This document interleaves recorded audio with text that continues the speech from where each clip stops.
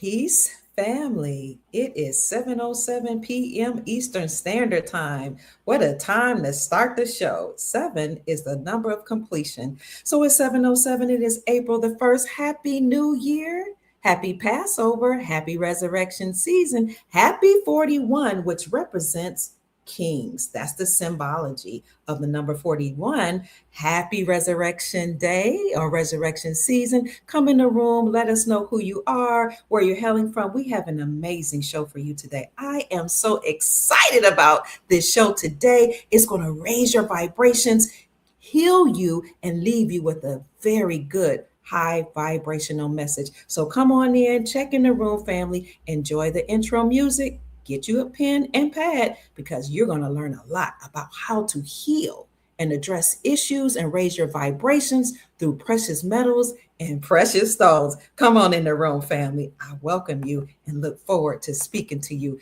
as we enter in this new season, in this new year.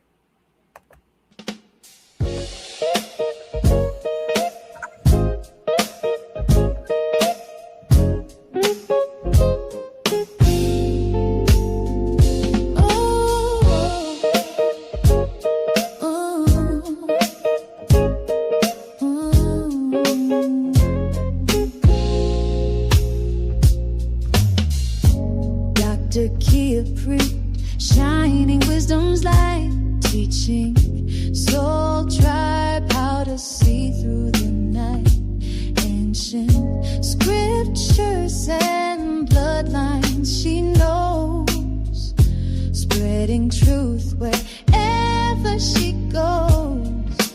Soul tribe rising, hear her call, raising vibrations for one and all. Dr.kia shows the way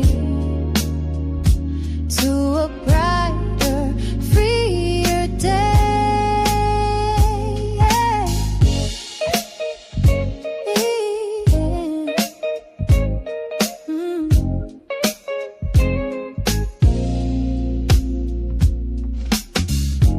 Through her channel, knowledge flows, breaking chains that hold us close, teaching paths to abundance and wealth, guiding others to free themselves.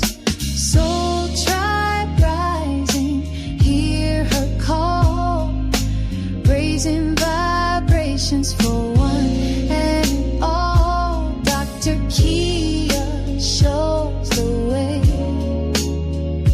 to a brighter, freer day.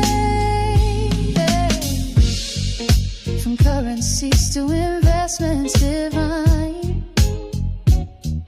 she's helping her tribe to realign with wisdom, ancient and new, showing what we all can do.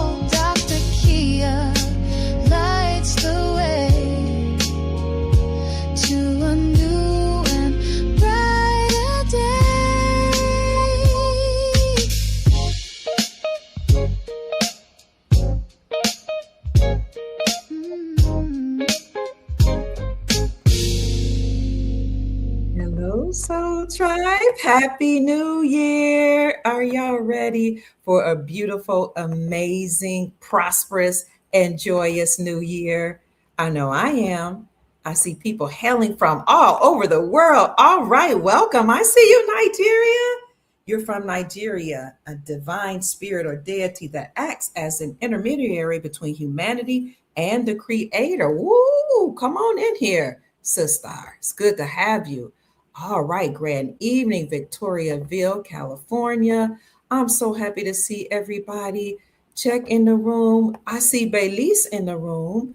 Wow, this is going to be a phenomenal show, family. So come on in.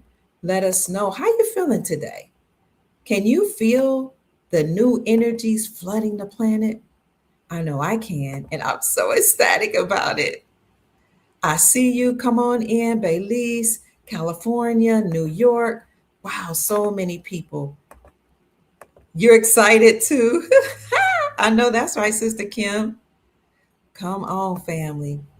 So, we're going to talk about something that's very near and dear to my heart, which is healing and high vibrations. So, welcome. I'm happy to see everybody. Today, again, as I said earlier in the podcast, is April the 1st, 4-1, which Jacob Bay has taught us 41 represents kings, which means that everything is being restored or returned back to we the people. And I'm so excited about that.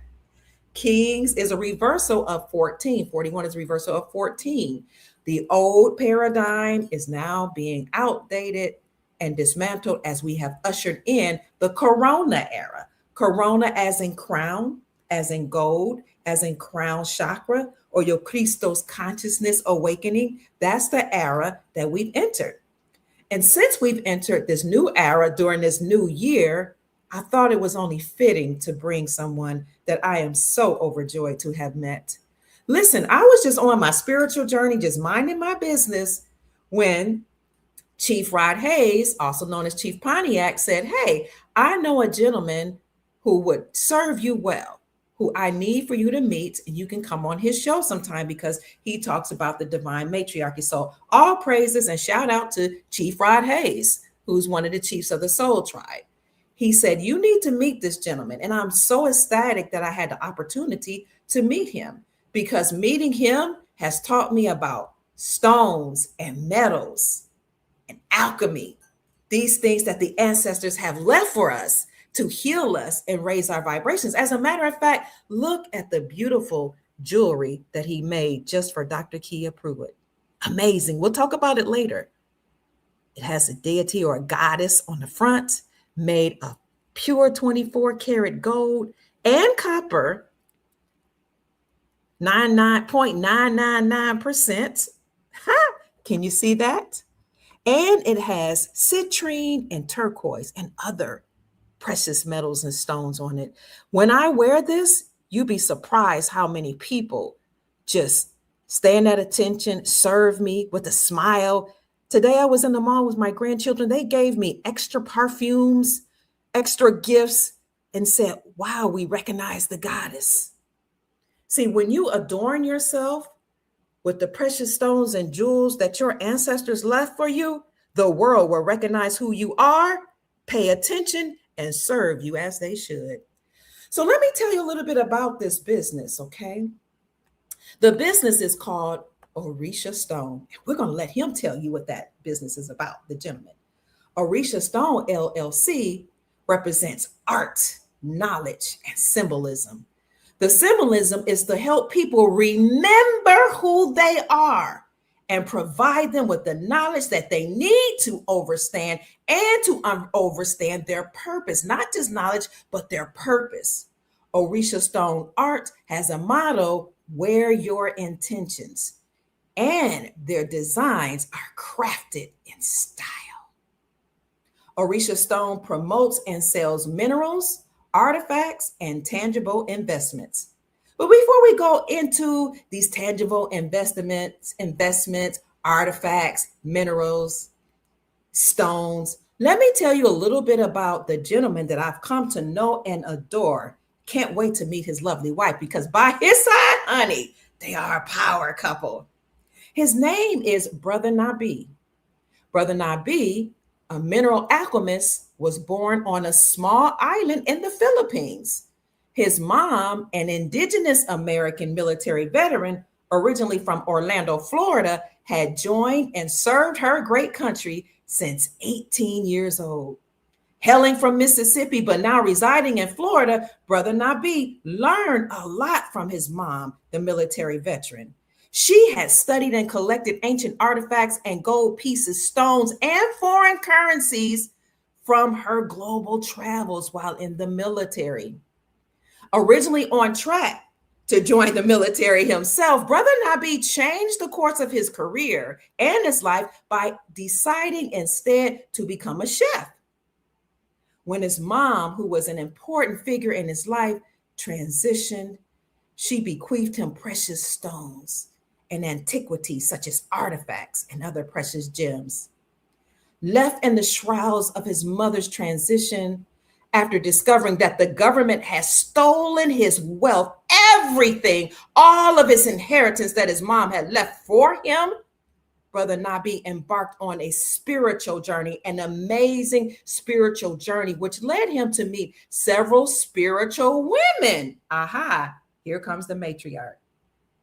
He met spiritual women and oracles who had given him readings, spiritual readings that helped him to uncover spiritual truths about himself that were deeply embedded in his soul that his mom and his Panamanian grandpa had left in his soul. These spiritual women inspired him to learn more and more and more. And eventually, they led him all this knowledge to speak himself on the significance of the matriarch. Well, while on his spiritual journey, Brother Nabi started selling his jewelry as a street vendor. That's where he met Chief Rod Hayes, who then inspired him to take his street business to social media. And that was before social media was going viral. That eventually led him to being discovered by the owner of a company called the Bronze Kingdom, a company that was about to actually close shop. But Brother Nabi, excited about an opportunity to help revamp the image of this fledgling business, which had tremendous potential, negotiated with the business owners. And he became the art curator and researcher for that business. Happy to now be using his amazing talents with the Bronze Kingdom, the largest African bronze museum in Northern America. Using his amazing talents, Brother Nabi asked only for artifacts as payment instead of fiat dollars. Simultaneously, he did community work where he mentored adults and youth alike, teaching them mineral alchemy. And he taught them the importance of ancient artifacts, precious metals, stones, and antiquities. Over time, Brother Nabi's influence and knowledge grew by leaps and bounds, and eventually his love for such precious gems and all that he had learned from his mom led him into a mineral store in Orlando, Florida, where he met his lovely wife. Look at destiny. In love and moving in purpose, he and his wife decided to relocate from Orlando to Tallahassee, Florida, where she and her family had land rights, family, and culture.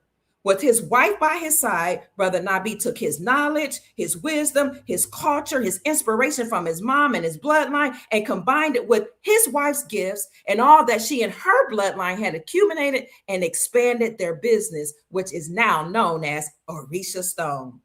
Today, Brother Nabi and his wife and children now live in Tallahassee, Florida, building their legacy for their family and their posterity while teaching humanity the importance and metaphysical properties of precious metals, stones, and antiquities.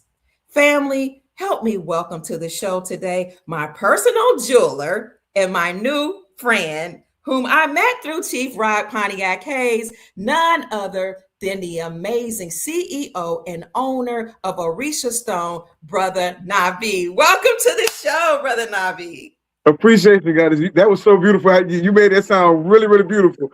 Thank you for that. You're welcome. It's my pleasure. Before we get started, can I say a couple words since this is the New Year? Happy New Year, by the way. Happy Uh, New Year.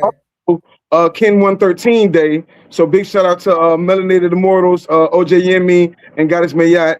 The words for today is I post in order to explore, realizing wakefulness. I feel the output of space with the solar tone of intention. I am guided by the power of universal water. I am a galactic activation portal into me. I say. I say.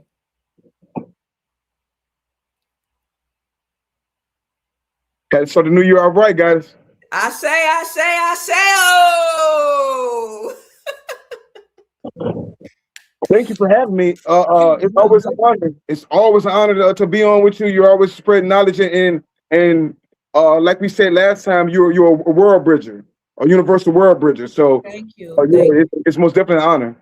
It's an honor and a pleasure to be here with you. Thank you for allowing me to come on your show not long ago. It was totally, I was caught off guard. I had no idea that I would be on such an amazing show with other beautiful, lovely matriarchs. So I thank you very much. And I'm grateful that you and Chief Rod Hayes are a part of our soul family. So thank you so much, Brother Nabi. Yes, so ma'am. where do we start? I'm just so ecstatic about the jewelry that you gifted me. I mean, I wear it and with pride and honor. It resonates with people. They ask questions about it when they see it. So, I mean, I guess we could talk about this, but you tell me where we should start. Well, no, as far as your piece, like you said, I always say, wear your intentions. Okay. I've been writing for at least about a year and a half, maybe 2 years now, and you always bring that matriarch energy. Wow. When we say matriarch, we're talking about real goddesses. We don't even say the queen word no more. We're getting into higher knowledge of self, especially with melanated immortals and things of that nature. Learning your kin number, learning who you are, because once you realize who you are, everybody, you know what I'm saying, plays their part in their position in life. What you bring is positivity. What you bring is all these different things. When you speak about wealth. Now on the back of that, that's a gold-plated copper piece of Nefertari, right? Yes. And I do a lot of research on her, but at the end of the day, she represents matriarch power. So it's in the 360. It's in the 90-degree angles, which will be a pyramid. It's also wire wrapped in copper, like I said, and the copper eats up bacteria, viruses, and it's a conductor of energy. Your energy being magnified through this piece. Wow. Stones on this piece. One of the stones that I really wanted, because you always talk about foreign currencies. Yes. So I put citrine on there. Citrine is abundance. It means prosperity. It's for your solar plex chakra and solar plex chakra and sacral chakra. Turquoise, on the other hand, you have Egyptian turquoise. I'm sorry, you have Persian turquoise on there. Yes. Yeah, the Persian turquoise is actually a library within itself. It's a lot of history within there, but turquoise within itself brings prosperity. One who wears turquoise never has to work for anybody. You'll always have abundance. You'll always be protected, especially if you travel. You're protected by the ancestors. One who wears turquoise, the ancestors see them and they know where they say that's somebody who knows where they're coming from and where they're going. Grant them away. So the reason that has Persian turquoise is because pyrite is in Persian turquoise. Really fine AAA pyrite. So with that being said, pyrite, turquoise, and citrine work together in that pyramid scheme. The 90-degree angles on it is going to work and magnify the energy you already have. So you're wearing your intentions. Literally, you're wearing your intentions. I love it. I love it. Thank you. This is beautiful. And this is just an example of some of the work that you do. So let me start from the beginning first. As I was reading your bio, and you and I have spoken at length, I saw that your mom actually collected artifacts, jewels, and gems. So it looks like it's almost like you come in full circle. What did you think as your mom was collecting these things? Did you know how valuable they were at the time as you were growing up? You know, it's crazy. No child really understands when you're from a different place or whatever, right? I'm pretty sure your grandkids don't know how great they have it yet, but one day they will. Yes. So some things I just thought was just second nature. I'm not sure if you can see that. Yes, I can see it well. That's your mom? Yeah, that's my mom. Some things I just thought was second nature. Some things she's in the military, so she used to travel around, see all sorts of different things, and she would always bring things home. So she used to go to Vancouver, Washington, Okay. over on the West Coast, and she would collect stones and send me videos of different stones, and she always break it down to the importance of different stones. Of course, I didn't understand it then. I just thought it was cool what she was getting. I would just like support her business, or whatever. She actually sold jewelry to a brother off the show, Living Single. Yes. Cliff or something like that. She sold him jewelry one time. Wow. What, the dark skinned brother? Yeah, the dark skin with the locks. If you ever pay attention to him in his interviews, he always got some amazing beads on. So my mom was always in the beads. She's from, originally she's from Philadelphia. So she got transferred to Florida. I'm from Florida and I got transferred to Mississippi. So he was a very sharp brother. I'm trying to find family in the chat. Let me know who was the star of Living Single. The dark-skinned brother, always sharp. He was dating Maxine. He was, so he would wear your mom's jewelry? My mom, her company is called Chocolate Diamond. If you look up Chocolate Diamond with 2 C's. Wow. So yeah, she's done a lot. They're saying, wow. You guys remember who that was? Oh man, I cannot think of his name. It'll come to me. I'll see if I can find him. Let's see. Oh, Terrence Carson. But I can't. Terrence Carson is his name. But that wasn't his name on the show. Wow. Let me show you just how sharp this gentleman was. This is Kyle. Kyle was his name on Kyle. Thank you. Thank you. Yes. Kyle, thank you, family. Let me show you how sharp he was. This is awesome. He was wearing your mom's jewelry, your legacy, your family legacy. So this is this brother, just sharp. Wow, just sharp. Always dressed nicely, nice glasses, nice jewelry. Very poised gentleman. Terrence T.C. Carson, that was his name. Wow. So you're growing up living with your mom who has jewelry, stems, precious stones, all these things around. It's just like a part of your culture. It's a part of your, I don't know, your lifestyle. When you're on this journey and you're watching your mom do these things, have you ever thought, I'm going to do a business? You know, did that ever come to you or did that happen later? It came happen way later. Like you said, I was supposed to go to the military. I was training to go to the military. I just was a little, you know what I'm saying, a little off from that journey. But in the process of going to the military or wanting to go to the military and not going that route, I learned a bunch of other things. But it's kind of like the prodigal son, I guess you could say, out of the Bible. When you go around the whole world and you start realizing everything you were looking for was already home. Yes. You know what I'm saying? A lot of things that we're looking for, a lot of the knowledge, wisdom, sometimes, and that's a lesson I learned, that sometimes the knowledge you're looking for is right at home and we just didn't listen, we didn't take heed. So I'm an example of that. If I would listen to my mom, I'd be a whole lot further in life. But the knowledge that the memories and things that she did teach me still took me a good distance of life as well. So, and so as I was reading your story, I came to understand that mom transitioned, and when she transitioned, she had bequeathed you or left you some things, but it was stolen from you. Can you tell us a little bit about that? Yeah. My mom, she was in the military since she was 18, so she was a real smart woman. She was a real estate agent. You want me to tell you about? So when she in the military in 1984, they were injecting a lot of black women with different chemicals, whatever, almost like the ski experiments. They were doing things like that to make them not fertile. So that's kind of a spiritual part about being born or whatever, because a lot of other people were miscarriaging, they were losing their babies or whatever because they were doing something so black women in the military couldn't conceive. So, but long story short, she acquired a lot of real estate. She ended up suing the military, which those were the initial people that killed her, but her own family helped do it. You know what I'm saying? Because she actually won a lawsuit against the military after all those years. And she kind of exposed a lot of different things that happened in the military, all branches. And that's another reason I guess I didn't go, because my grandfather, before he passed, he told me the military wasn't for no black man. So it was kind of one of them catch-22s. I wanted to go because all my family was in it, but it just didn't work out for me. But the thing about it is when she was dying, she trusted her Muslim side of her family, and the Muslim side they didn't believe in healing, they didn't believe in health and everything else. They sped up the process of her dying, and in the process of it, they pretty much had her do a new will and all that type of stuff, whatever, and they pretty much just took everything. And like I say, that was part of the journey. When you get put out and have to figure it all out, now it's part of the journey to get it all back. So yeah, that's what I'm saying. She got portrayed by her own so-called family. And so where did that leave you now? I mean, because you were born into wealth, but didn't get to enjoy it. Where did that leave you now as a gentleman, as a man, finding your way on your own personal journey? Oh man, one thing about it, my mama ain't taught me nothing else. Money come and go.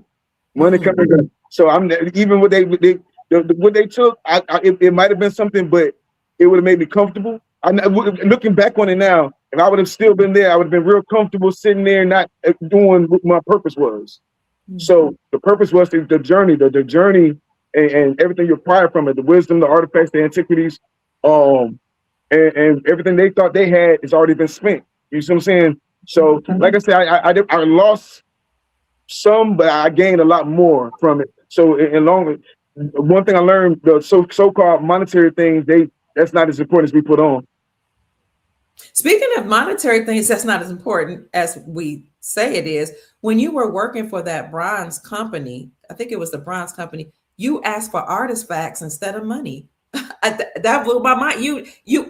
Most people would think you needed money, but what made you ask for artifacts instead?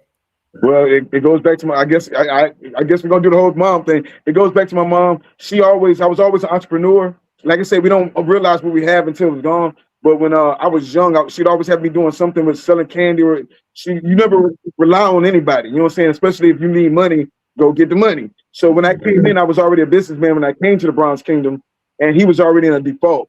So his situation was already kind of on a decline. He owed a lot of people money. You can't win like that. That's what's wrong with us now. We always want to, I want your money. I want your money. I don't want your money. What do we want to buy with the money? So I was real big on networking, barter and trade system. And at that point in time, I think I just realized my mom was born in '64. So my mom was a wood dragon, and I started seeing all these visions and stuff of the dragon. So in my opinion, in my personal, she was guiding me through my visions and dreams with elephants and dragons. And he had the dragon. The last live he did, he had this dragon that I really wanted. It was like 7,500. So I ended up telling him, man, I'll work it off. You know what I'm saying? It was almost biblical, because I told him, listen, I'll work it off. Let me run your company. You don't have to close it down. I'll run it. You don't have to pay me. I'll pay myself. Let me run the gift shop. So I was running the gift shop, but I was also allowing people to come and do events. I was a tag teamer with Mercury Collective. We were doing a lot of events for kids, community events. We were also doing a program called, damn, man, we did a lot of programs, man. One of them was just about growing your own food and just having things that you needed in the community. I'm sorry, I can't remember the name now, but we've done so much different work.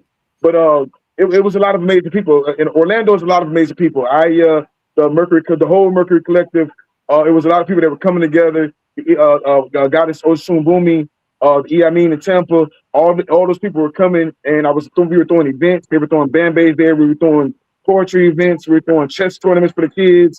We were doing all sorts of different things to get people back into the culture, one, and have fun. And it was just bridging the gap. So wow. That's amazing. And so you left from there to start your own business? We always had our own business, but eventually the Bronze Kingdom ended up shutting down. The business aspect of it wasn't all the way there, so we ended up shutting down on the businesses. Orlando's kind of expensive, and so we were just, you know what I'm saying. Beaky, she's already from up here. Like she just came down there just to get from. Everybody wants to leave home and then realize home is where it's at. So who is this? Beaky, my wife. Oh, your wife. Okay. Yeah, she's from Turkey Scratch. So it's right outside of Tallahassee, but she's from Turkey Scratch. So we just moved back up there. One, I was ready for peace. And when you go to the countries, everybody want to be indigenous, but you want to go out in nature. When you're out in the country, you can just sit out there with the trees and till the garden and things of that nature, and just be out there with the birds, the hawks, or whatever. You know what I'm saying? So for me, it was paradise. It was like a place to relax and everything else. And then all I do is, like you said, just bring my input and different things I can do for the community. Yeah, and I thought it was interesting that who you are led you to your wife. You met her in a mineral store. That's a life lesson for the soul tribe. Sometimes we're like, where is my partner? Where is my companion? Where's the person that I want to enter into covenant with? If you live your life on purpose and you're just living, the right person for you will be attracted to you, typically in your natural habitat. So he's all about minerals and alchemy and artifacts, and that's where he met his wife. You want to expound on that at all? Well, we talk about minerals. Let's talk about magnetism. Oh, okay. So, like you said, when you're wearing your intention, you're living your purpose. Me, I was just trying to be honest with you, I wasn't on the healing aspect of it at that point in time. My mom passed, and when she passed, she left me a bunch of stones. So it was kind of my responsibility that I was just going to let it sit there. I was going to let somebody calm me out of it, or I was going to study it and figure it out what it was. And we didn't have a lot of people we would study from back then. I didn't want to listen to a lot of people. So I would go to the mineral stores in my area or wherever, especially when I came back to Florida. I would go to different places and try to find things that I'd never seen before. A lot of places like mineral stores, crystal shops, botanicas. I really was like in love with botanicas. And I think I met her at I actually met her at a healing place, herbal crystal store. And again, like I say, that goes back into magnetism of purpose, because I was actually studying a stone called shungite, and the reason being, shungite fights cancer. So right after my mom passed, I was really serious about learning all these different things that we didn't have access to in Mississippi that now it's abundant right here in Florida. And we don't, like I say, nobody appreciate what they have. But when I found out it was down here, I started like, yo, I want to invest in shungite. I want to invest in soursop. I want to invest in all these different things. Like elderberry just grows up just down the streets in Florida. Other places, they have to pay a lot of money for these things. You know what I'm saying? So I was studying herbs and different things of that nature. She's most definitely an herbalist. And she's one of the, like, I never really just bought a stone for myself. I had stones. My mama gave me stones, but I never just intentionally bought a stone for myself. So the first person that ever bought a stone for me was a beaky. She bought me some citrine, and she told me what recipe to put it on and everything else. And that's when I started connecting the dots about the meanings and the purposes and the intentions of the stones. I didn't know the intentions of them. So it was kind of like a God saying that she met me and she kind of was like, yeah, you got all this, but do you know what this means? No. So let's learn what it means. And then everything started flowing a lot better when you know what you're on your purpose. Now you know what you're doing, et cetera, et cetera. So yeah, that was most definitely an amazing experience. So it's interesting because your mom left you so much. She left you the legacy of being a disciplined person, her having been in the military, and she left you knowledge. Even if she didn't sit down and talk to you about it in depth, which she may have, she left you knowledge about it just by virtue of you being around her, about precious stones, precious jewels, minerals. And we always talk about that. What is the long-lasting impact you want to leave behind? Your mother left a legacy behind that is healing the nations, with an S, healing the world. And so kudos to you in honor of your mom to carry out her legacy. That's just beautiful. Oh God. All praise to the matriarch, to the Most High, to your bloodline, and to you, and to your lovely wife who's working beside you. I don't think people understand or know the importance of working alongside a divine partner. That part.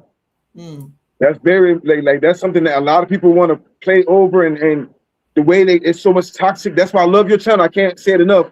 That's why I love your channel, because you always speak about family and how important it is for people to play their position and know their purpose and because a lot of people are lost right now. I'm glad I found mine, because I know I've been through a lot of bad relationships. So that one was amazing. But the amazing part is finding somebody that's into what you're into. That is aligned to what she was into. Healing.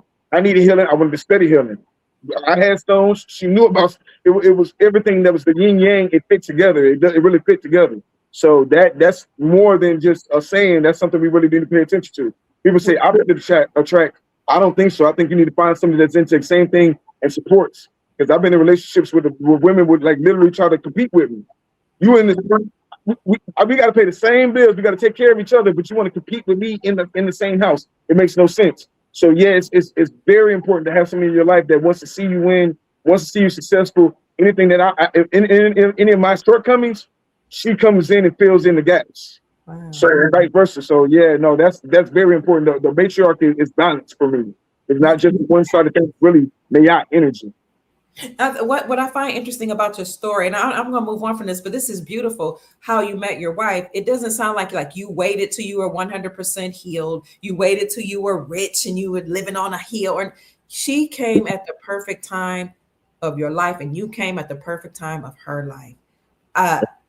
I can't express enough how important it is to be in alignment. What do you have to say about that?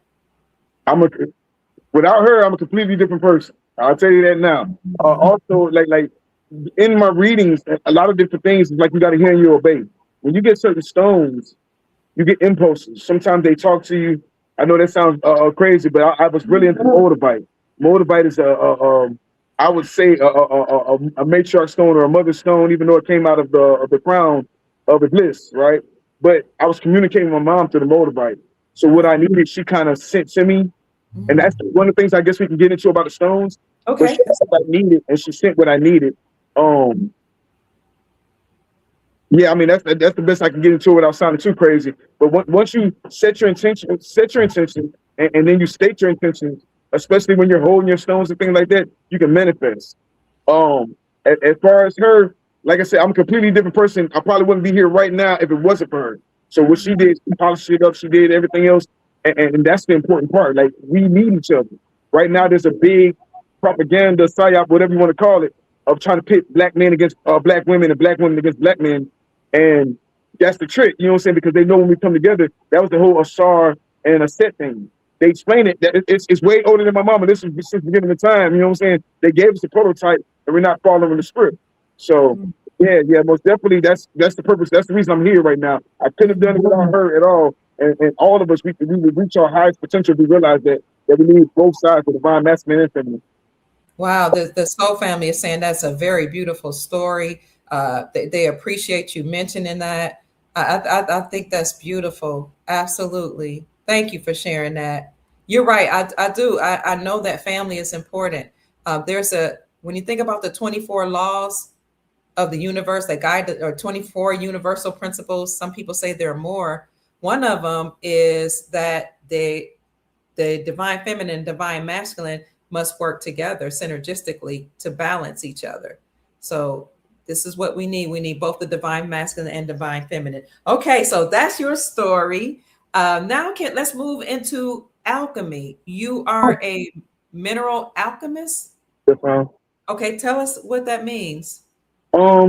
Just the fact that I know people say when you say alchemist, they always talk about gold. But if you take a rough rock, let's just say an emerald, and I take this rough emerald out the ground, now you can leave it as is. My mom always say the best stone is raw, because then you can turn it into anything else.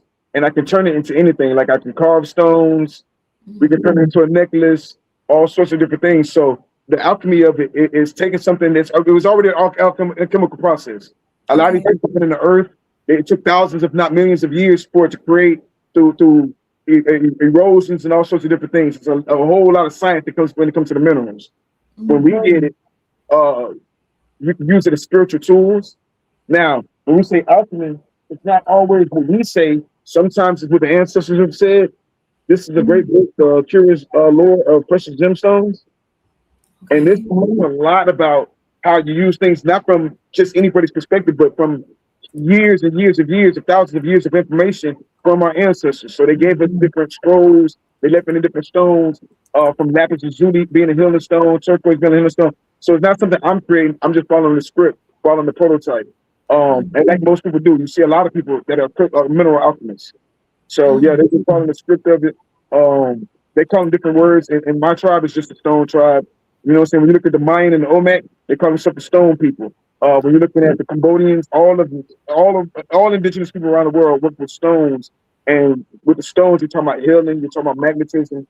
This ancient information, matriarch information that you can look in the Temple of Daldera.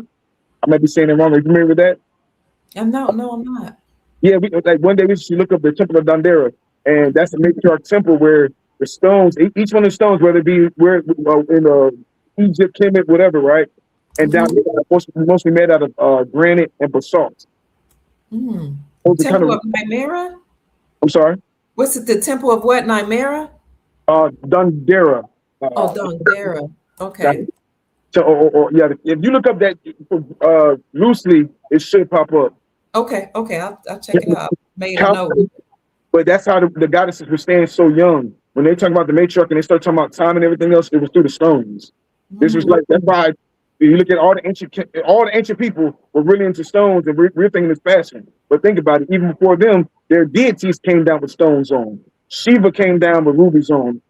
Shango came down with rubies on. You see what I'm saying? All of them came down with jewelry. When you look at the Anunnaki, they came down with arm cuffs on, because it's really intergalactic technology, to be honest with you. Wow. Okay, so I mean, let's get into more about the stones, because we grow up sometimes throwing stones, throwing rocks as children, pebbles, and we might not know, and you can tell me if this is true or not, that stones are actually living, are they? That's why sentient, yes, ma'am. They're sentient. Wow.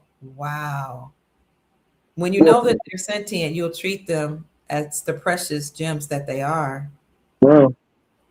You ever seen Everywhere All at Once?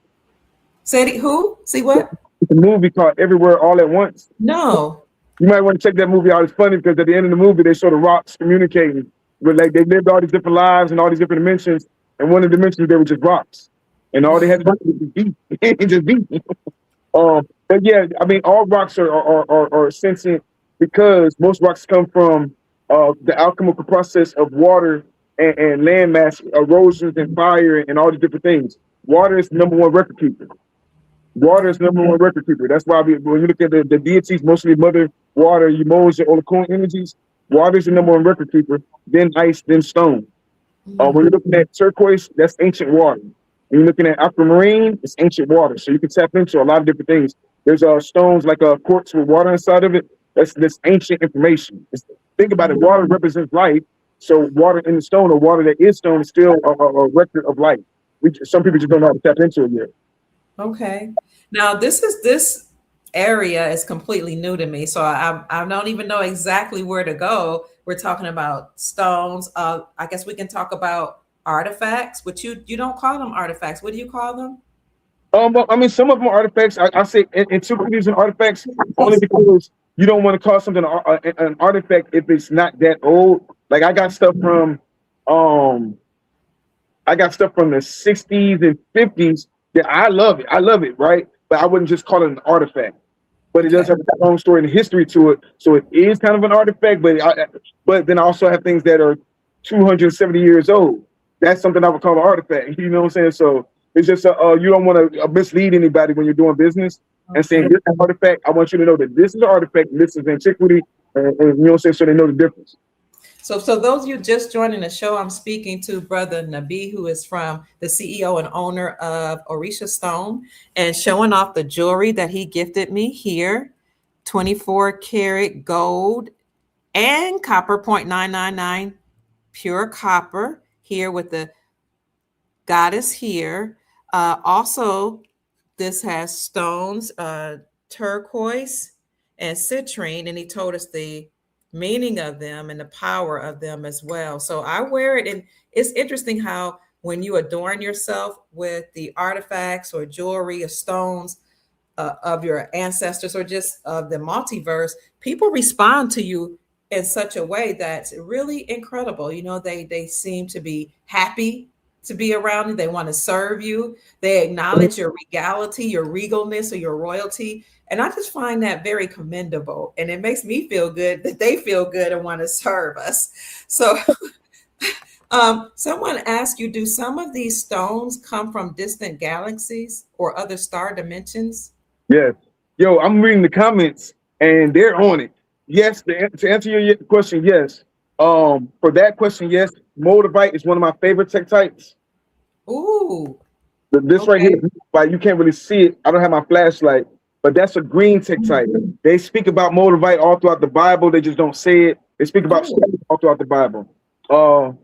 This is living desert glass.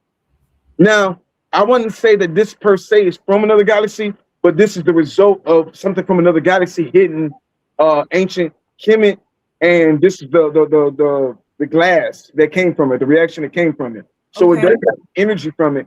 Moldavite, on the other hand, is something that came down, hit the earth so hard, came shot up and crystallized in air, and then fell all throughout Europe before it was Europe, of course.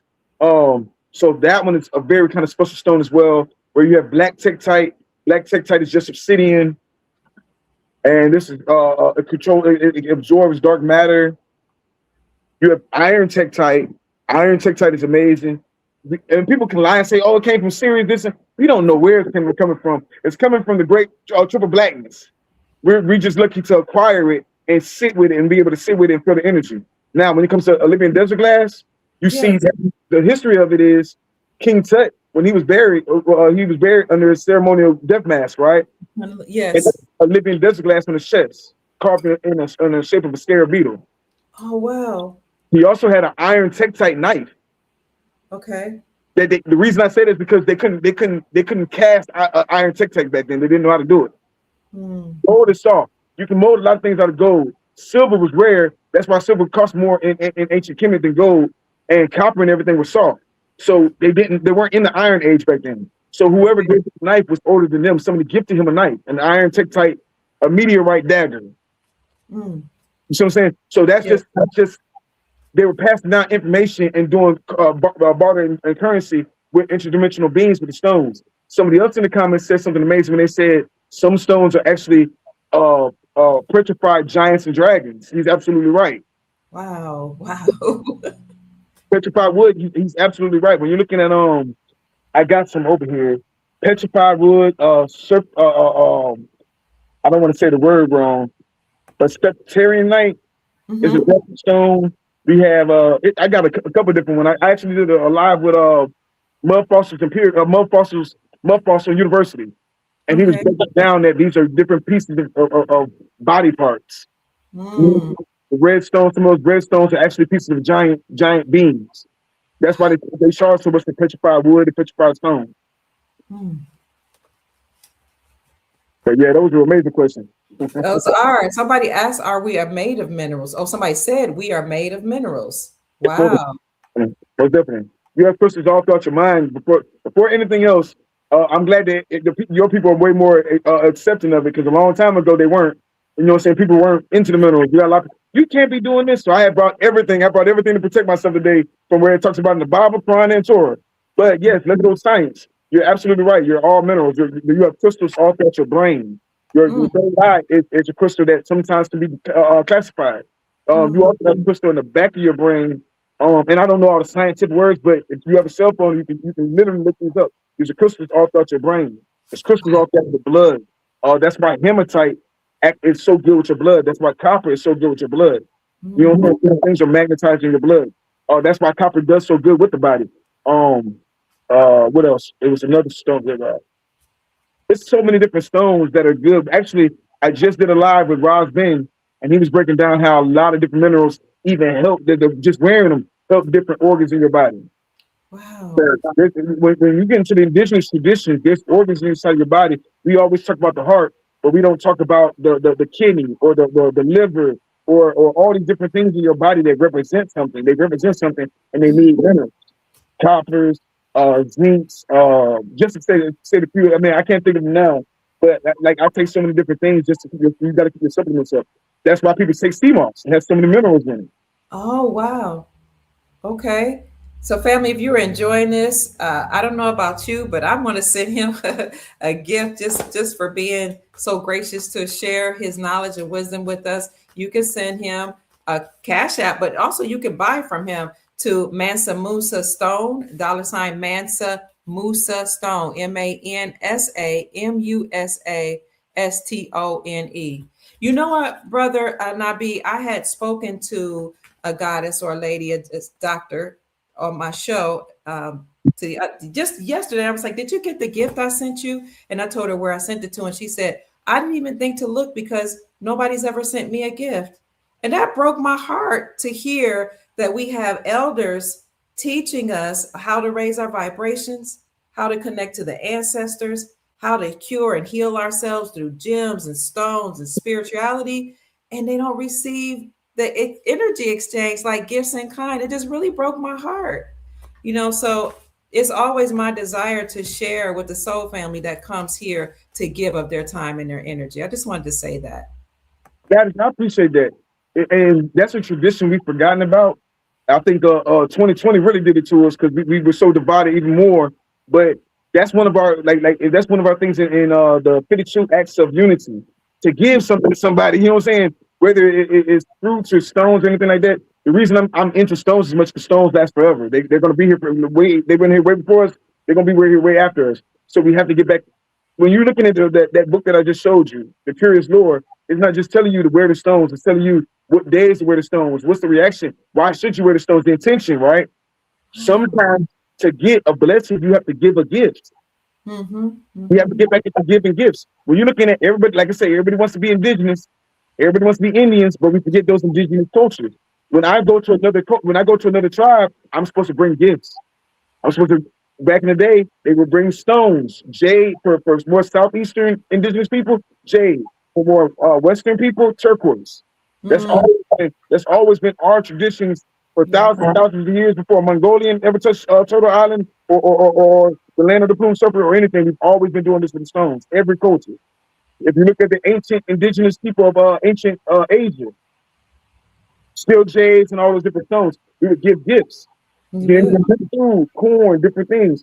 We've gotten out of that. We've forgotten about the gifts, the gift part. So, in fact, when I think it's still part of our tradition, if we get back to it, we would know, we would receive more as we give. But I remember a time where if my grandmother went to someone's house, she always took a gift, whether it was a vase, roses, a dish, always. If she went to her pastor's house or whoever the spiritual leader was, she would always come with a gift. And I just learned from her that this is just what you do. It's a part of your culture. And what I found is the more I give, and I'm being 100% honest, I keep getting back. I'll send gifts, and I'll just receive gifts, and I'll receive, not just money, but I got this gift unexpectedly that you gave me. I went to the store to buy some bracelets for my grandchildren. This is just one of mine. And they had some stones then they wanted gold on there. And the woman gave me a gift for free, and then she gave me some oil, some ointment. She just, I don't know. I don't know, just being kind to her, showing her, and I gave her a nice tip. She gave me more. It was like we were competing, giving to each other. So I think that's a beautiful tradition that I agree we need to get back to. Goddess, you're the minister of wealth, right? Yes, sir. That's what you named me that. Well, the reason I say this is because I'm real big on spiritual or universal currency. Okay. Say cosmic currency. Sometimes when we put into the universe will pay you for doing your purpose. People don't understand that part. If you walk your purpose, if you do what you're supposed to do, your job that the universe asks you to do, the universe will pay you. It's a universal currency. So we got to look at it different than we look at it here. Here we on the Khazarian time. Take, keep high. You know what I'm saying? But when we get on the universal currency, everything is spiral. Everything is spiral. You're right. Everything you put out is going to come back to you at least a minimum 7 times. 7 times. Brother Nabi, somebody's asking in the comment section, hello, Brother Roderick, it's good to see you. Dr. Kia, what stone or stones should we start as beginners? And I'll leave that to Brother Nabi to answer that question. Well, we're in the new year right now. So always look at the season. When you're getting stones, look at the season and what you need to manifest. What are you trying to manifest? Because what I got started with might not be good for you. 2, I would say, pay attention to the season. We're in the new year, the new year. We're in green season, green heart chakra. So go green stones. Aventurine is amazing stone. Emerald is amazing stone. Jade, turquoise. I'm not gonna say motorbike is a great starter stone, but any green stones, green tourmaline. I love green tourmaline. Right now we're in the green season. You want to see green growth. Outside of the greens, I would go blue.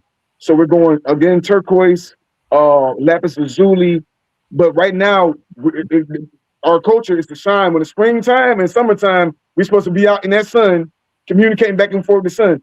The sun is communicating with our stones. You know what I'm saying? So yeah, I would go green stones, most definitely. Green stones. Okay.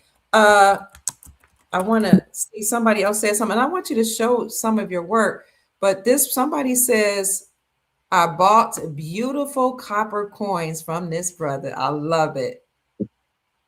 I say, thank you. Stray says crystals is in the pineal gland. Wow. Wow. Okay. So yes, please. I don't know where you want to go with the conversation, because I want to just give you time to just say whatever you want to say about the precious gems and stones and how they heal you. Okay. So yeah, let's get back to that. Actually, you know what? The brother asked one of the best healing stones, or one of the first stones to start with. So if we're talking about healing, one of the best stones I would want to start with is something like amethyst. Okay. I'm wrong if I didn't Ooh, that is beautiful. And amethyst has always been a royalty stone, but it's very abundant, especially since they've been digging for it more. Okay. But it's still a royalty stone. We don't pay attention no more because it's abundant, but it's for your crown chakra, third eye chakra, crown chakra, and ethers. It's a spiritual stone. If you have addictions, you can do different rituals and spells with the amethyst to break your addictions. If you're depressed, amethyst is amazing for depression. So that's the healing stone. Jade is an amazing healing stone. Like I said, we're going into green season. So a lot of different jade pieces from me.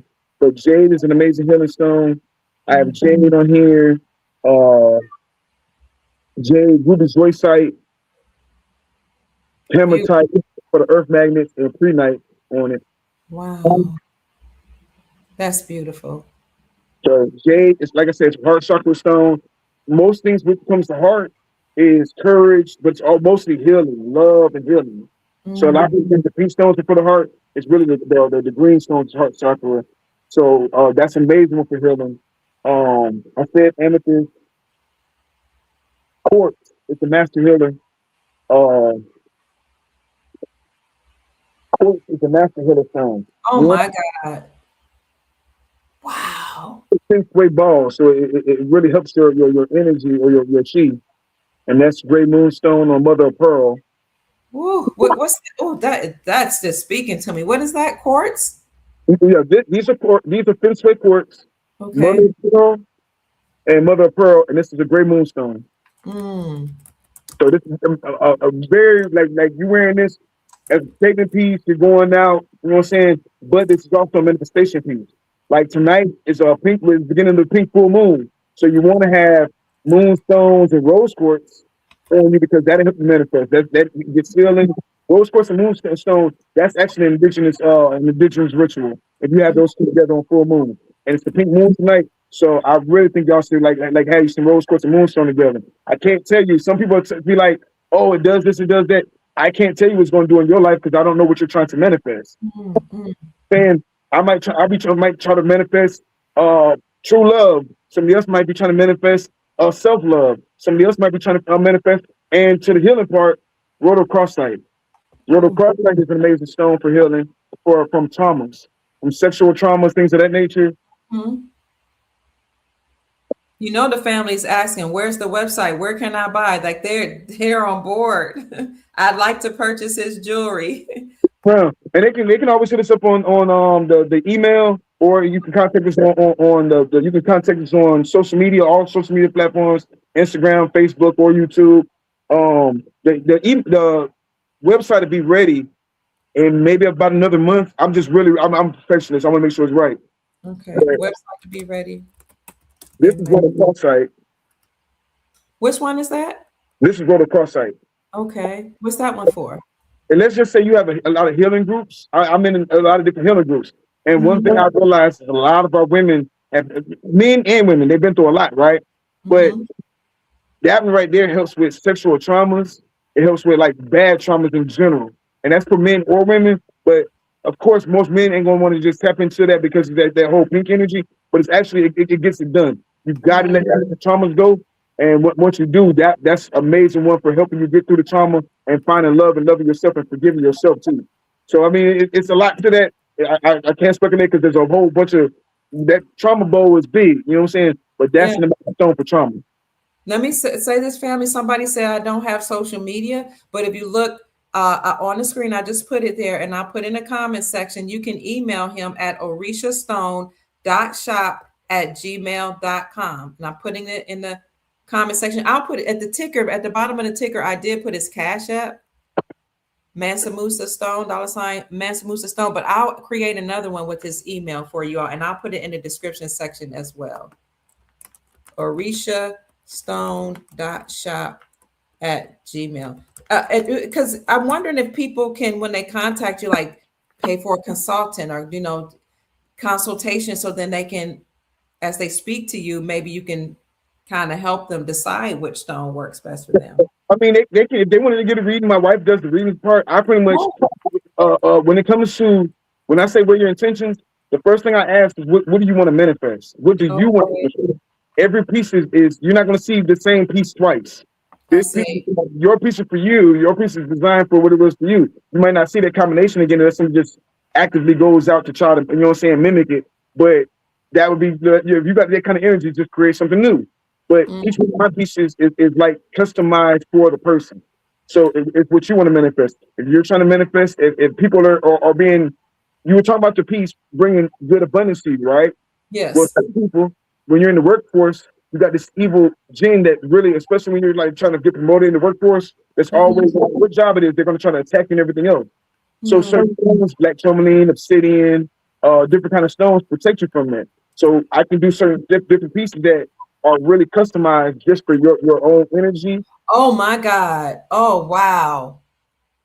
Wow! That's opal, astrapholite, ruby star sapphire. I don't have really good light on it right now, but that's a ruby star sapphire. Now that's a bear claw. Okay. That's bear. And the mirror reflects off negative energy. This is red tiger's eye for the traveler, and copper. Okay. Conducting energy. So yeah, this is a big protection piece. It would have to be somebody that really know who they are to kind of wear a piece like this. But it's a shaman piece. It's a leader piece. This is a chief piece. The rubies for leadership. The bear claws for protection of one's clan. The stropholite is interdimensional. The opal is that kind of interdimensional too, because that's what they say is the first dragon eye, the opal. And it's the unk, because the unk is the key. When we say about the women, that's what it represents, the woman, but it represents the woman because the woman is the portal. This is the key to the portal. Somebody's wondering, how much is that piece? I guess y'all gonna have to email them and ask them. They said, that's boss. Who is that? I knew that would be a brother. Stray said, that's boss. Oh my God, until you brought that one out. That blue. It's azurite. One of my favorite stones is azurite. So this is azurite, which is like the little sister or big sister or whatever they want to call it. I say the little sister of lapis lazuli. So that's azurite. That reminds me of. It's kyanite. So that's blue kyanite. If we talk about healing stones, that's a amazing healing stone. This is more angel communication and upper ethers communication. Some different things you can deal with the dark side. Some things you're communicating with angels and things of that nature. This is all lapis lazuli. So this is called the God stone. That's a real ritualistic stone. Like I said, that book this is also blue sapphire at the bottom of it too. Okay. So blue is mostly throat chakra, but it's also communicating with angels. When you're talking about azurite, you literally can communicate with your ancestors and spirit guides with azurite. Brother Stray said azurite is a magic stone. Right, it's a magic stone. Azurite, listen, the brother is on point. This is just some of the different things, but especially if you're on plant medicine, you do plant medicines and things of that nature. One of my favorite crystals is DMT. But when you're on plant medicines, azurite is one of the stones you can hold. If you're sitting in the room in the triple darkness and you take shrooms, azurite is very, very powerful. That you can come to your great grandmama's great grandmama. You see what I'm saying? Or you might meet different deity entities that might not be what you think they are, but they're your kin. So yeah, azurite and kyanite, that's an amazing combination. Wow. Excuse me for that. I always wondered if the reason why they took our gold and silver was because of their properties, and the reason why they, not just because it was money, but because gold, silver, all these stones really resonated with us. And like you said, we could do rituals with them. We could communicate with the ancestors. We can manifest with them. That's what make them precious stones and precious jewelry, in my humble opinion. that when the Portuguese and the Spaniards went to Mesoamerica, right? Mm-hmm. To Mesoamerica, and they conquered. The first, well, they didn't conquer immediately. They went to meet this guy named Mansa Abukari II, right? Okay. I'm sorry, Montezuma. Loosely, Montezuma. So Montezuma, the first thing they said was hide your jade, hide your stones. Listen, we gotta hide this. They're coming. They can have the gold, but hide your jade, hide your stones, hide your turquoise. Did you hear me? The ancestors were so more into the stones than gold because you know what I'm saying. When they came over here, now once they realized that the leadership was weak, and they said, "Yo, take everything." The first thing they said was they took everything, they shipped it back to Europe. They have all this in the Doctrine of Discovery. Now, when it comes to those big statues, because we forget the Olmec heads, and I know people get tired of talking about the Olmec heads, but when you talk about the matriarch stone, you're looking at there's a goddess called the Queen of Skirts that they were scared of. That when they found her, they destroyed a bunch of statues. They were scared to destroy her, so they reburied her. Wow. Now, I say that in this time frame, it was also outlawed to wear jade. For example, if you wore jade, it was called blasphemy to the church. You were called committing worshiping other deities or believing in something higher than God. They did not want you to wear jade because you can manifest with the jade. You can manifest with certain stones. The women then knew this. I'm telling you that the women know that they weren't just pushing big boulders. They were talking about magnetism or this old sacred technology. So when it comes to things like jade, we're not looking at it like that. But jade, honestly, is probably more valuable than gold. Turquoise, at one point in time in history, was more. You talking about ancient currencies? Jade and turquoise is more valuable than gold. Silver is more valuable than gold. Gold is all valuable to give a ritual ceremony. You see what I'm saying? We're giving it to the ancestors. Or like one of the chiefs is actually throwing gold all in the river just to give it to the spirit. It was spirit ritual. It was spiritual. Now you can also use it to advance your life, but you can also use silver for the same thing. You can also use Saudi for the same thing, black gold for the same thing. So yeah, no, in my opinion, when they first came down, the first thing they do when they come down is take all your stones. I mean, when you look at the crown and Queen Elizabeth, whatever they want to call her, the Elizabeth woman, and all those, the first thing they stole was stones from all these sacred places. Because diamonds and rubies came from India when they stole it for the Naga tribes or Thailand, all these different places. They steal the stones. So that's the first thing they stole, and the gold was a secondary product. You know what I'm saying? But we should look at it different if we all want to tap into the source. So yes, the stones are most definitely powerful. They don't want you to know about that. Imagine Dr.kia Pruitt with some moldavite.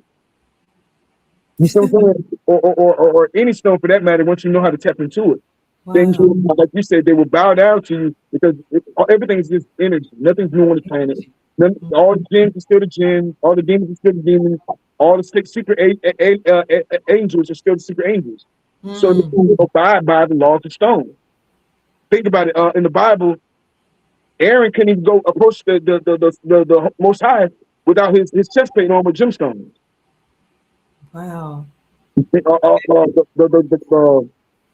The Ark of the Covenant is technology, ancient technology, but mostly magnetism. But it's a lot of different stones in there. You couldn't even approach them unless you had certain stones on to block you from the radiation. So this is the Bible saying this. You know what I'm saying? It's not just something recent. Brother, somebody has a question for you. This is Roderick. He asked, the moon has just started to rise and ascend over the horizon. It's so beautiful. Is there any significance in speaking to it as we do the sun? Okay. Like I said, tonight is the night that you want to release. And I don't want to sound rhetorical because I know you can get the same information from anybody that knows anything about moon magic. But you always talk about silver, right? Yes, sir. So it's the perfect thing to go outside, hold in your palms, and manifest with the silver. If you have certain silver coins that have entities on it, the reason I say it is because that's why they put their people on silver. Because they know the power of putting an image on silver. So they put all their dead presidents on silver. So what are you doing? You're worshiping them. You're manifesting them. But if we were to do it like our ancestors did, you have something like this. This is what jet. So now silver is the most reflective metal. If you're holding up under a full moon and it's reflecting off, you're communicating to other entities. They can see it way better than what we think. Their vision is way better than what we know. So you can call on the energies. Now, I also said again that tonight is the perfect night for moonstone and rose quartz. Okay. I want to communicate with that because if not, you just missed out on the opportunity to manifest with this moon tonight. Manifest is not, you don't have to do no crazy stuff. Play your favorite song that motivates your blood. Let's talk about that part. Play your favorite song. One point in time, I know it's gonna sound crazy. I know people don't like it now, but Beyonce came out with that album, Black is King, and I think that was a whole manifestation album. Tonight, try that. Go out there and listen to, for all the goddesses. Go out there and listen to Black and King. Matter of fact, you, the goddesses and your husband, go out there and dance together. Up under the floor. Black and King, that whole album, really. There's some songs on Black and King. Like I said, she only gets paid to say what needs to be said. But that album was actually it was actually very, very powerful. So play anything that motivates your blood, that makes you want to dance. Don't go out there and, you know what I'm saying, just sit around. Go out there and be high vibrational. Dance. We used to do this. They took the music from us, but we used to do this in groups when they drum and we'd be by the campfire or the fire up under the moon, and we're magnifying the energy. Okay. We're in a new year, releasing all the old, coming into a new year with a pink full moon in Aries season. Things about to get done and get done fast. You know what I'm saying? So, yes, talk to the moon. Talk to the moon, and when the sun rises, rise with the sun. Oh, I love that. But you said Black is King. That's the album by Beyonce. Yes, ma'am. Okay, got it. I just want to I'm not no Beyonce, none of that. But that whole album is powerful. Like when you're listening to it, I did a lot up under those full moons listening to this album with my wife, and things manifest quickly. So you want something that's going to, that's what they notice. The tones, this is also ancient Olmec. The tones, the frequencies, the music is what activates our blood. The tones also activate the minerals. Like when you talk about vibranium, it keeps vibration. They're talking about iridium and Haiti, and then so that's exactly what goes on. Now the Haitians, they might not go into the science of it, but they know if they get out there and beat the drums, they can make the stone float. Wow.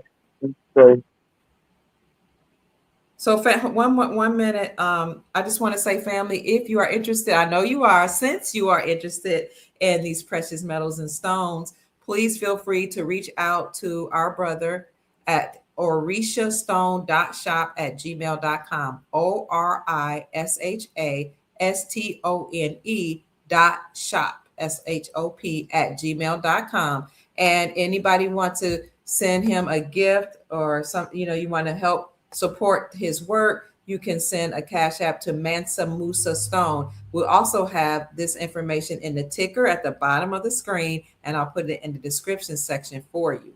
Now, say somebody wants a custom piece for a wedding, or like you said, to manifest something. You will actually, I know you already have pieces designed, but will you design something just specifically for that person? Yes, most definitely. I like it when people come back and say, "Yo, this is my personal piece, and it works for me." You see? So yes. There's not that many scenarios that's new up under the sun. Everybody has the same problems. Everybody wants the same thing. Everybody wants to be abundant. Everybody wants to be rich. Everybody wants to be in love. Everybody wants to good luck. Yeah. So it's just chemistry. It's not nothing that like I have to go deep and dive. You know what I'm saying? Everybody wants the same thing. Protection, abundance, etc. So most definitely we can. But we'll probably already have something that's ready for you. And this is silver. Oh my God. And that is jewelry and quartz. Wow. Now, what would that one be for? It's just lapis lazuli. It's the matriarch. When lapis lazuli is really called the goddess stone. That's a really good stone. So right now, we see a lot of women that's off balance and things of that nature. But if you look at a lot of the goddesses that were in balance, in power and control, they used to always wear lapis lazuli. You see what I'm saying? This is one of their power stones. It's not something I'm saying. It just that's what they say. It's the stone of heaven. Well, actually, Azurite is the stone of heaven. But you see a lot of lapis lazuli on matriarch royalty, spiritual women, such and such. It helps you with the third eye vision, crown chakra vision. But it's very powerful in a lot of different ways: protection, manifestation, and such. The silver is just the silver. Silver is already going to eat up bacteria, viruses, but it's also in the shape of a matriarch goddess. So when you wear certain things, it's going to make you walk a certain type of way because you're going to get certain kind of reactions too. So if you're wearing royalty, you're going to act royalty. You know what I'm saying? Yes. What was that last piece? Sister Kim says, I want that piece. It spoke to me. Is that the lapis, Sister Kim? Agnew? Sister, oh, that's so beautiful. Wow. Sorry, we got so much. We got, yeah, if you empty, because if you missed out on one piece, you might come out with another one. Like I say, this one is the goddess Aja, and that has watermelon tourmaline on it. It has garnet. This is more of a good look thing because it got a lot of different things on there. It has peony root on here. So I also work with roots. It has peridot on there, pearls, and citrine. Wow. So this is the reason I work with roots because Aja is the goddess of herbs and healing. Herbs and healing. So, Yes. so the roots, as in a root vegetable or roots? Different kind of roots. Like I'm very, very big on High John the Conqueror. Okay. If you pick up High John the Conqueror root, that's the powerful root. That is peony root. Now those roots protect us from, and I'm not saying it like I'm a bad guy like that, but certain roots protect us from law enforcement. Right. Keep talking. I'm gonna just let you be on the screen. Okay. My son just stepped in, but keep. Yes, ma'am. Yeah, some roots will protect from law enforcement. So, like High John the Conqueror is an amazing root for that. Peony root helps you. There's a lot of different roots that you can also combine with your stones. So you want to study the roots. I got my bag tied up right now. But we also have pieces like this jade. I don't know if you can really see it that good. That is beautiful. Wow. Wow. We carved a little face in it. So that's off the Mayan glyphs and serpentine and turquoise.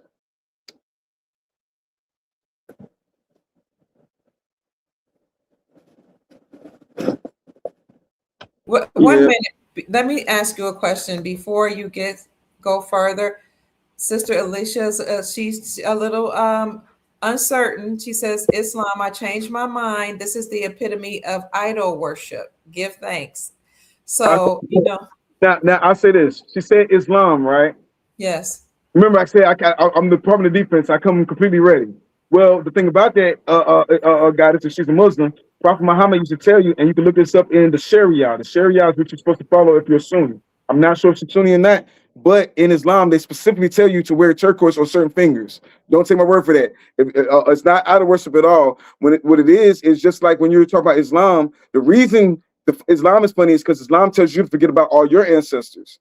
Meanwhile, they tell you to remember Ibn Babu Bakr III and Abu Bakr and everybody else. So it's not idol worship. It's just remembrance of the stones. But also bow down to a stone 5 times a day if you are Muslim. So I say, like I said, it's all throughout the Sharia. Prophet Muhammad uses stones for different things. At the end of the Quran, he literally comes up with a spell to fight against those that blow on knots. He was using juju to fight against juju. But a lot of people join Islam because it's cool and they don't really do the research on it. When Prophet Muhammad when he was getting persecuted, he ran to Ethiopia to a stone goddess, an Ethiopian stone goddess. And in the process of that, he took refuge with those people. So no, it's not like I said, we say ideology, but when they were just talking about tektites, the stone in the Kaaba is just a big version of this tektite. You know what I'm saying? I am Moorish American. Then you most definitely need to do some more studying if you're Moorish American, because like I said, everything about the Moorish American, or if they want to call it the Moorish American, is about the gemstones. It's about getting back into your own thing, your own culture. There's not, if you're a Moor, the whole point of Moor, or what they call Moor, is stone masons or whatever you want to call them. They just don't call themselves masons, but everything was, look at all the stones that they were putting in their temples. It wasn't ideology, it was science. That's what you call the Moorish science temple. Right. All into science. If you want to go back to the original people that they want to deem Moors now, why do you think all of our ancient ancestors were building mounds and Olmec glyphs and all these different things? Look, if you're a Moor, do more research. It's not ideology at all. That's right. It's not. It's a lot of our programming has taught us to despise the things that our ancestors left behind. She didn't hear me. The original black women were persecuted for wearing jade when the Spaniards came over. You see what I'm saying? Yes. They said it was anything that they scared of, I'm with that. You see what I'm saying? So the only reason we're over here scared of certain things now is because they're scared of it. So they told you to be scared of it, so you wouldn't tap into it. But they use it. The funny thing about it, the person over Mayan Jade now is a Caucasian man. Wow. Person over Mayan Jade from Guatemala, the one that runs the company, you look him up on. I go to gym shows. The one who runs that company is a white man. First they told you don't do it, and then they turn around, found out how they can make money on it, and then sold it to you. But I also want to show you something because I keep forgetting this. Okay. So talk about the ancestors. You always talk about foreign currencies. Yes. So I'm in the silver store one day and I see some foreign currency, and on this foreign currency, this is a Mexican. This is what it is. I'm not sure exactly how much it is. It says 20,000. But if you can see it on the back of it, it has indigenous black people all on the back of it. Wow, that's beautiful. It's the flips. You see what I'm saying? When people say these things are when I say my artifacts, a lot of people are like, yo, that's idolism. No, it's actually records. It's record keeping. Because the same people that say you weren't here 1,000 years ago don't want you to see them Olmec heads. Tell you that's idolatry. That's idolatry. And then they take whatever they want to call it, and they'll take and put it in the museum, the Washington Museum or one of these museums, and hide it from you because they don't want you to see you. They don't want you to see your greatness. We have never, especially if you're saying you're more, we have never been higher in a society except for when we were tapped in with the stones and the stars. So, and like I said, we don't print none of this stuff out. We didn't print this money out. We didn't put black people on there. They did. These statues, we didn't carve these statues. The ancient Mexicans, I can show you dolls and stuff that the Mexicans made themselves, and they said this is what we used to look like. Wow. Yeah, please show us. Excuse me. Thank you, Sister Janine. She says, please be respectful while in the chat. Thank you. She's our moderator. I appreciate you, Sister Janine.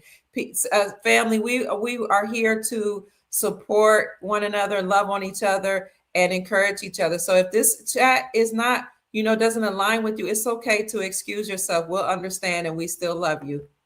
You're so graceful. No, like I say, I came for the combat because I know a lot of our people do want to combat that. But I've been hearing for so long, it's like common sense. Our people have always built with stone, and the first thing they did was put our faces in stone to tell you who you are. When people say that, oh, y'all are making stuff up, these are artifacts. I did not make this. This was made in the Yucatan of Mexico, right?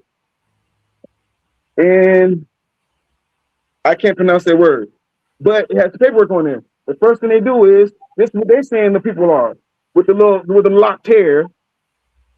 You see what I'm saying? These are their dogs. This is from locked hair. Wow. Now, this is from Mexico. When I look at most of my statues, the things that they nature, that's what I do. I go get statues that look like us on purpose. I was telling you before about the statue of Chief Sensory-Ra. You say it's an idol. The white man to come over here, take it, put it in the green vault, and have it for millions of dollars. But it's a representation of you. I'm saying they saying they saying it's idolatry, but all throughout the Bible, Quran, and Torah, they talk about stones. You see what I'm saying? So when you talk about even I think T.D. Jakes said it one time. I know he's not the best person to quote, but he was saying that we are, in the Bible, it literally says that we are responsible to hold the stone from our tribe until the end of days. And then you says this. I'll find, if I need to send it to you later on, I'll most definitely send it to you. I'll put it in the chat. But you listen to that sermon T.D. Jakes did a couple years back. He did one called "All About the Stones." In the first minutes, he specifically says that each one of those tribes of Israel was prescribed a stone, right? That's why you had the purple stone for the Haitians and all these different things. Now, start talking about, I mean, people. I didn't see what I said. Stones as altars. Wasn't there somebody in the Bible that said, "I am the stone that the builders rejected"? And like I said, for everybody's not going to be. Everybody in Egypt couldn't read hieroglyphics. I'm gonna just tell you that now. So people say things and they just rejecting their own power, they rejecting whatever, that's fine. But like I said, it's funny when people say that this is what they profess, but they didn't do the research. Ask isn't and I love Sheikh Bey, but Sheikh Bey she I forget his first name, Bey. Jacob Bey? Yeah, Mr. Bey. He's a Moor, right? Yes. Ask him about the knowledge of the gemstones. And so that's why some people talk and they just say different things, and that's their thing. But like I said, it's science, and nobody that can say that their whole religion is based on these stones now is idly because you don't understand it. So that's just showing sometimes our weaknesses or where we failed a little bit when it came to studying. But you're definitely gracious with it. Thank you. Sister Janine says, I like the stones you are wearing. Can you show us the stones you're wearing? Yes, this is actually a Dogon piece. And the Dogon, like I said, a lot of these things are older than Christianity, Islam, and everything else. But this is the Dogon. And it had, like I said, I'm into my green phase right now, so it has green tourmaline on there. Bring it just a little closer, sir. Oh, you don't have to take it off. We just can't. If you can move closer to the camera, if you don't feel like taking it off. Yes, Many perish for the lack of knowledge. Thank you, Raji. Oh my goodness. Wow. That's made out of silver. That's another reason I like silver so much, because you can melt it down and turn it into anything. But this was a gift, and it has green tourmaline on there, and another special stone I like to keep on there just in case. But it's your own personal armor. Oh, you know, like when they talk about the breastplate of righteousness and having a whole armor of God, what were they? Now I'm starting to think maybe they weren't just talking about just some type of. They weren't. Our ancestors knew. They specifically told us that things like the Bible and the Quran were going to be altered. Right? A lot of people don't do no research, but our ancestors specifically said, "Yeah, we know that these people are going to colonize us." That's why the ancient people in ancient Kemet, they knew people were coming to conquer, so they traveled, they left. That's how you become the Dogon people and everything else, right? Now, I say that to say they hid the codes in stone. They always had the codes in stone. When you're looking at the information is telling you different things in gemstones. When you're reading the Bible, they talk about several different gemstones, and then they even go so far to try to manipulate what stones they're talking about in the Bible so you can still be off. So what does that tell you? That's something they're trying to hide from you. Not something you should be hiding from, but something they're trying to hide from you. Wow. So, no, like I say, even when it comes to people, it's idolatry, right? But I don't even know those little silly words. I'm trying to think of it too. Is it idolatry? Idolatry, I think. What is your cell phone made of? How are we talking on this obsidian screen right now? What is it? Obsidian? Your phone, when you turn it off, is black. It has obsidian, quartz, cobalt. That's just the main three. You have gold and silver in your phone. Your phone, that's why it costs all those thousands of dollars. You just bought a bunch of gemstones, but you put in your phone. Now, nobody ever asks a certain question because it's just how we live, right? But nobody asks, how does this obsidian screen connect all of us? How are all of us talking right now? How are you seeing me right now from thousands of miles away from all around? From what you just said, you just read that you got people watching you from all around the world. How are we doing this right now? We're doing it through the power of minerals and gemstones. Come on through here. A word for it, do the research before we speak. So, yeah. You are teaching us in here. Wow, this is beautiful. Now, when you were talking, I saw the ring. Can you show us? Is that jade? What is that? This one? That's moldavite. That's moldavite. Oh, and the thing too, you want to learn what hands to wear your stones on and what time to wear them. Now, this one's obsidian. Okay. And then this is pure silver. But that's of course, I love dragons. But he got a black pearl in his hand, a black pearl manifestation, and in the eyes, Ethiopian black opal. What's that blue? That is the blue in the eye. That's Ethiopian black opal. Oh, that is gorgeous. That just sets it off. Ooh, yes.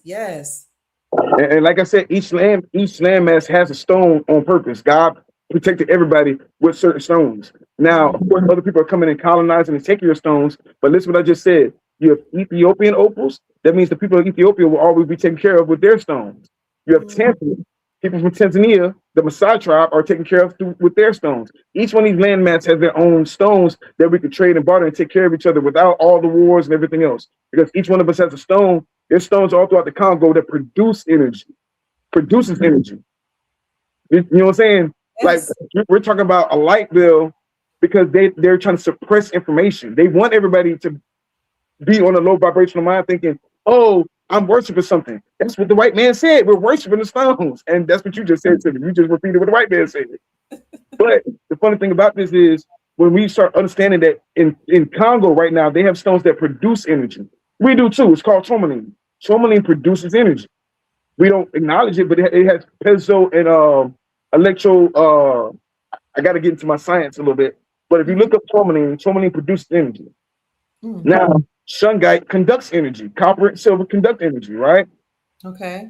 Everybody's so smart. Why are we not doing the science of this and creating free energy through the stones? And we can do it. It can be done.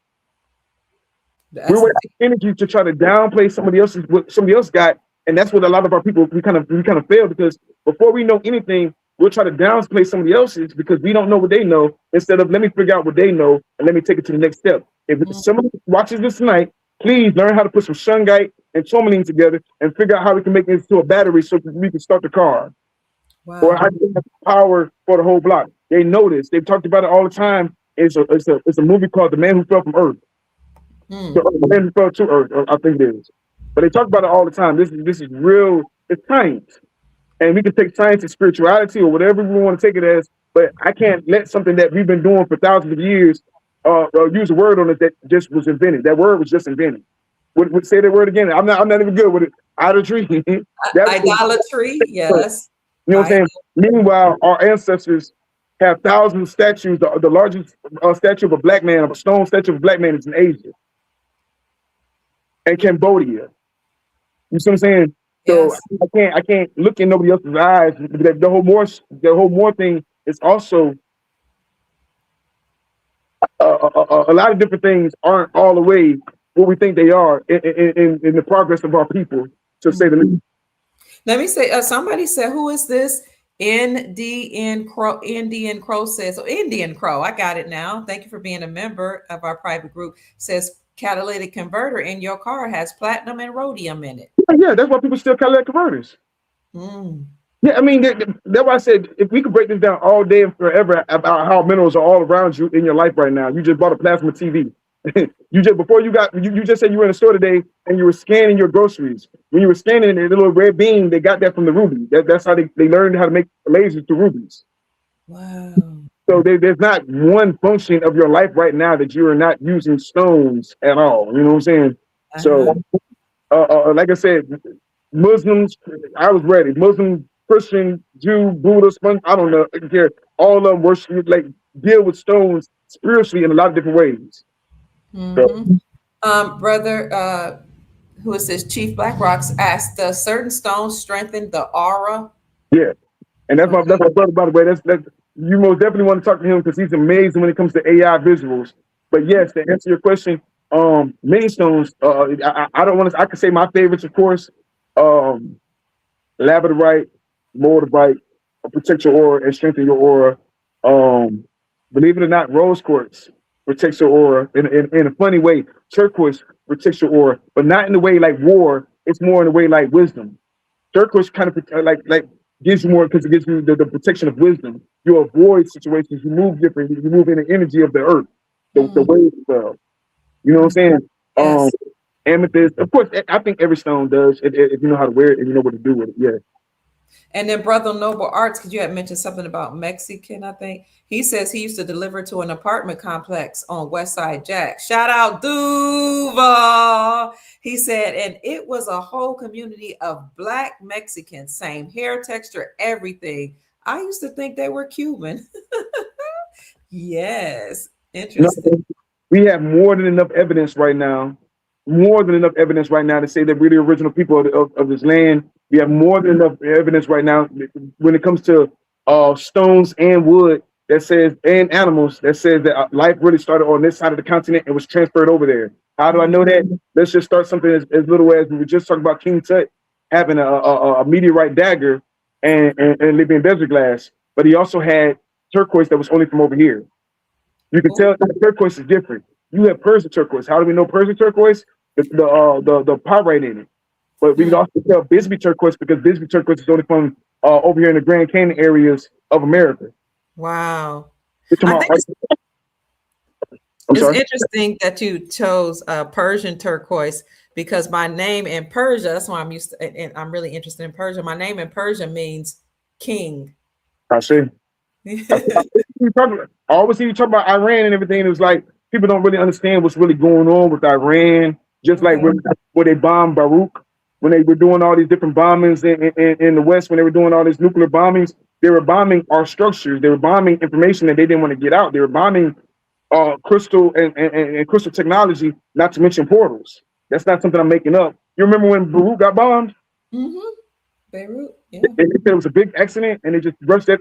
Beirut is ancient. That's ancient land. They call Iran right now, but if you look at Iran, when people are talking about Anunnaki and things of that nature, the stone technology, you're talking about Iran or Persia. You know, I was reading about Iran, and I read an article that said that they're resurrecting Babylon because people said that that area in Iraq is Babylon, and because they are reconstructing an area there, calling it Babylon, is attracting investors. The world, everything resets after so many years, right? This isn't the first reset we've done. Okay.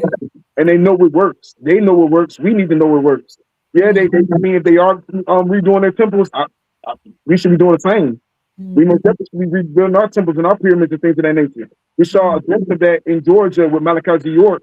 And then we also saw what happened to him. They wanted the land. They wanted to put a highway there. He got locked up.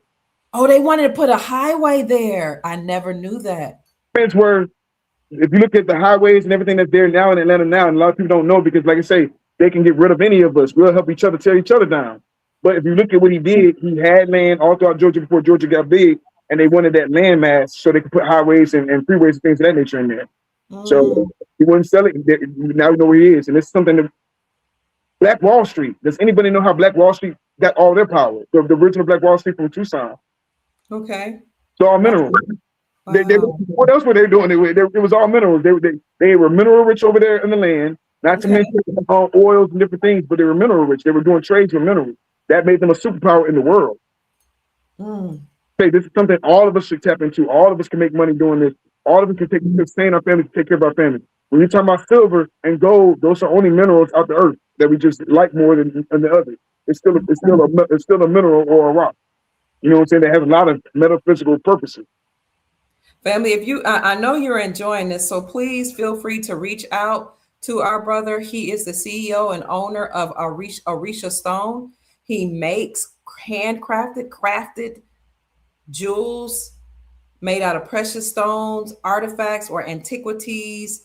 And he teaches about jewels, precious stones, precious metals, and how they can actually heal you and raise your vibrations. So send him an email. And let me see if I can find the email. It is orishastone.shop@gmail.com.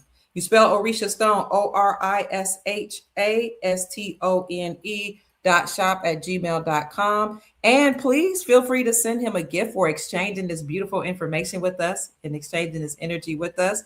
Send him a gift via his Cash App at $Mansa Musa Stone. $MansaMusaStone. Phenomenal work. We're looking forward to your website, honestly. Yes, ma'am. I'm looking at your comments. You got so many amazing comments in there. Oh, go ahead. About Organite. And that's the thing right now when we talk about these women, but do we really care about the women or not? Organite breaks down 5G. What is 5G? That attacks who has more fibroid tumors and breast cancer than anybody? Us, our women.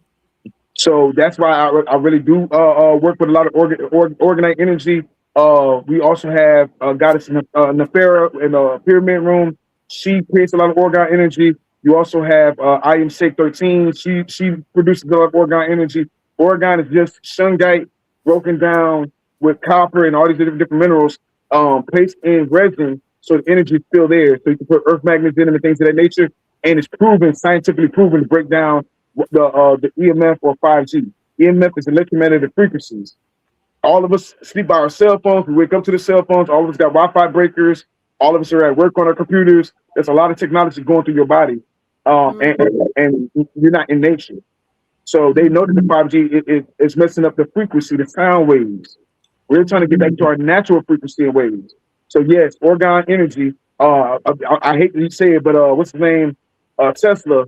That's what he's talking about. He did not create orgone energy, but that's also what he's talking about. Orgone energy. So you can produce energy and protect yourself and your loved ones by having some shungite in your tubs, orgone around your laptops, orgone around your cell phone, orgone around your Wi-Fi breakers, things of that nature. Okay, somebody's asked me to put your information in the chat. I sure will. It'd be my pleasure. Noble Arts want to know, and I'll ask this to you too because you live in Florida. Dr. Kia, have you ever heard of the man in St. Augustine floating the stones in place? Supposedly it was some specific stone. I never heard of that. Have you? He's in South Florida. That's why I said we're the only ones scared of this information. We're the only ones scared of the stone. Everybody else is looking at stones and using this technology. And now I think they killed him for that. Like, we don't understand how it's there, but it's there. All throughout South Florida, they got Olmec heads. We have mounds all throughout Florida. We got all sorts of stuff down here. They hid a lot of things in plain sight. But yeah, you can look at about one of the goddesses. She was just talking about that on our last show about the magnetic stones down there. I forget the name of the coral castle, I believe it's called. Or you can just look at magnetic stones in South Florida, and that area is gonna pop up. What made you and your family? Oh, the Tallahassee, your wife's family is from there. Is there anything magnetic or energetic about that region? In North Florida? Yes, sir. Yeah, they got the largest. They have the largest earth magnet here in Tallahassee. No. Yeah, so it's funny when you said one, it has the largest earth magnet. You can come visit it. They have the magnet center down here. I'm not sure why it's here. They got a lot of. Tallahassee is one of the places to dome. They play slow. They try to keep people slow, but it's a lot going on in Tallahassee, spiritual wise. They got caves all throughout here. They got pyramids and mounds all throughout here. They got a mineral inside the pyramid that they told us when I was going to the class for it. They told us that they have a metal inside the pyramid that they can't use their radar technology to see through. Now that's funny because they use their LiDAR technology to see through all this stuff in South America. But when it comes to America, they can't see through this pyramid. Now, the funny thing about it is, Florida is also big on keeping things hush-hush. Reason being, this is crystals. So when they start digging and they start finding stuff, FSU, Florida State, makes it their personal business to cover it up. They found some bones down here in Florida that are thousands of years old, but we don't want to talk about that. We're still talking about the bones they found in North Carolina. But we found older bones of elephants and indigenous people all throughout the systems, the cave systems all throughout Florida. Okay. Here, all through South Florida, North Florida, everything else. What's going on up here? We have the largest mound in Turkey Scratch. Okay. That's very powerful. That, mind you, you're from Ohio, right? Yes. So that's our version of having a serpent mound down here. Oh, okay. The largest mound in Florida here. Now, mind you, the largest mound in Tallahassee is FAMU. They put FAMU on top of it. Rattlesnake territory, the snake territory. You know what I'm saying? And then, so it's a lot of indigenous lands all throughout here. We also got the largest spring down here that produces a lot of water, so we don't have to worry about a lot of getting poisoned and things of that nature. Florida is really the fountain of youth. So when you talk about minerals, when we're going to the springs, I'm not big about going to the beach. I go to the springs. The springs. So that's where the minerals become mineral springs in Florida. That's what they call the fountain of youth. So you can bask in the water there in the springs? They got one. I have to do the research on it. It's one not too far. It's kind of in between us, but it's full of iridium. Of course, they scare us and they be like, "Yo, don't get in that spring. It's iridium. You don't know what to do." But then we watch our science experiments jump in the water and they bathe it and they drink it. So I know that we can do it too. You see what I'm saying? And like I say, it's healing. It's literally healing. They tell you what it is. They've been calling it what it was forever. The fountain of youth. But the fountain of youth isn't just one fountain, it's the springs. That's why they call it the springs. It comes up from the ground. That's the fountain. So that's why all of our things, with all our springs, we have King Landing. We have we got all sorts of different springs right here outside. If you look up the Garden of Eden, it's an hour and a half away from Panama. And then look up the Garden of Eden right now. It's gonna pop up. It's in Florida. The Garden of Eden is in Florida. Wow, I got chills when you said that. I'll show you. Look on your GPS and look and type in Garden of Eden, Florida. It's gonna pop up. It's about 3 hours from you. Wow. Garden of Eden is in Florida. Did it pop up? Okay, let me think. Okay. You said on my GPS. Garden of Eden in Florida. Garden of Eden in Florida. It, The Garden of Eden Trail is a 3.75-mile hiking trail located near Bristol, Florida. It's known for its ravine forests, rare plants, and views, and is considered the legendary site of the biblical Garden of Eden. What? Let me do that one more time. Garden of Eden, Florida.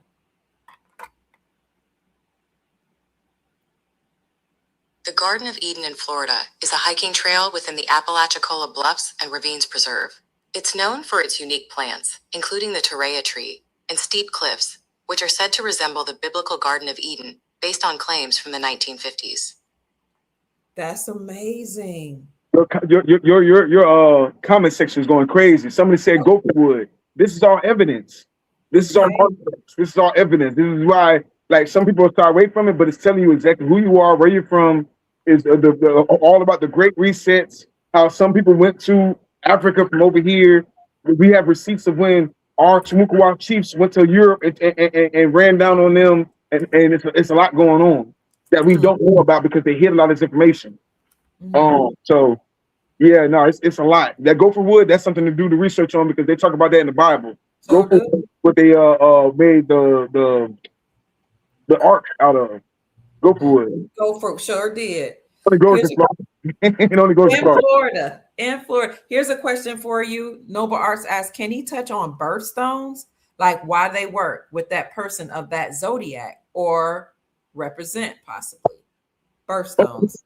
One, your energy, because you're born. We say birthstones, but the calendar's been manipulated in general, right? So let's say that now, but stones still coordinate with the stars when the star still aligns, and you were still born on that day. Like today is what they would call April Fools. I've also noticed on 4th of July, their 4th of July is also a holy day for us and spiritually wise. They put their day, like if you ever notice certain days that they make change because it's changing because they have to change it to sit on top of our days so we don't celebrate. So I say that to say, okay, for the birthstones, you might want to look into it. This is perfect to break down your birthstones because some stones might not really be for you, and then some stones they threw in there to get you to buy certain stones. Now, is the energy active in certain months? That's what you're looking at. What stone is active in certain months? Like I say, through the Aries season, they might say aquamarine. That's cool. Turquoise, most definitely, because that keeps us calm. Different blue stones, aquamarine, and everything else. But jade and green stones is the stone of the season. So if this is your birth season, of course you would connect to that stone. So birthstones. Somebody named Miss JMO from our Instagram family says, I recall well, and he definitely wore beads and stones. I'm not sure who he's. Oh, he's talking about the guy. She's talking about the guy that played Kyle TC Carson. So family, his brother Nabi, Orisha Stone's mom sold beads and different jewels to TC Carson, who played Kyle on Living Single. The man was very fashionable. So we can see that this gentleman knew what he was doing wearing these stones. So his mom actually sold those to him. That's just beautiful. She sold one to him. Man. She didn't just know she had the opportunity to sell him one. I don't want to make it seem like they were just best friends, but she sold him one. Yeah. Okay. The birthstones, like, okay, this is from Hebrew tablets, but January was garnet, February was amethyst, March is actually bloodstone, jasper bloodstone. That's how we activate. April is sapphire or diamond, which that's a big throw off for a lot of people. May is agate, emerald, chalcedony, or carnelian. June is emerald, agate, turquoise, pearl, and cat's eye. July is onyx, sardate onyx, carnelian, ruby, and turquoise. August is carnelian, moonstone, topaz, and alexandrite. September was quintucola and sardonyx. I got to figure out what that one is. October is beryl. aquamarine, and opal, which that's very, very strange when you look at how they change everything around, but it makes sense with the opal. November is topaz and pearl, and December is ruby, turquoise, chrysoprase, and bloodstone. So when they change the calendar, they've changed the calendar. We already know that the calendar is really supposed to be 28 days for every month. Right. So when they changed it, it kind of offset that a little bit. And then you also got to realize they also start trying to monetize off everything. So they're trying to start selling you stones. They know who with energies are more impulsive. They know all this. They studied it. They studied everything about you. So that's the whole thing of them about them being in Rome, studying the zodiacs and everything else. They've been studying for a long time and studying how to counter what we do. Somebody said, please show the name of the book again. The book, the Curious Lore. Yeah, this is one of the best hidden books because this breaks it down. It's like the 48 Laws of Power of crystal. More of precious stones. Okay. Man, give thanks to your parents for birthing you. You are really blessing us right now. Man, thank you. Oh man, we almost at 2 hours. I ain't even know it. Okay. Fun. I won't keep you on much longer. Let me see. We got to let him go, family, so he can spend time with his. It don't even feel like it. Okay. Who is this? Says, I thought of Princess Elizabeth said Garden of Eden is in the Philippines. Yes, Princess Elizabeth did say the Garden of Eden is in the Philippines. So I'm not sure, which garden she's exactly speaking of. Oh, go ahead. I didn't see that. Oh, no, this is emerald. Wow. Beautiful.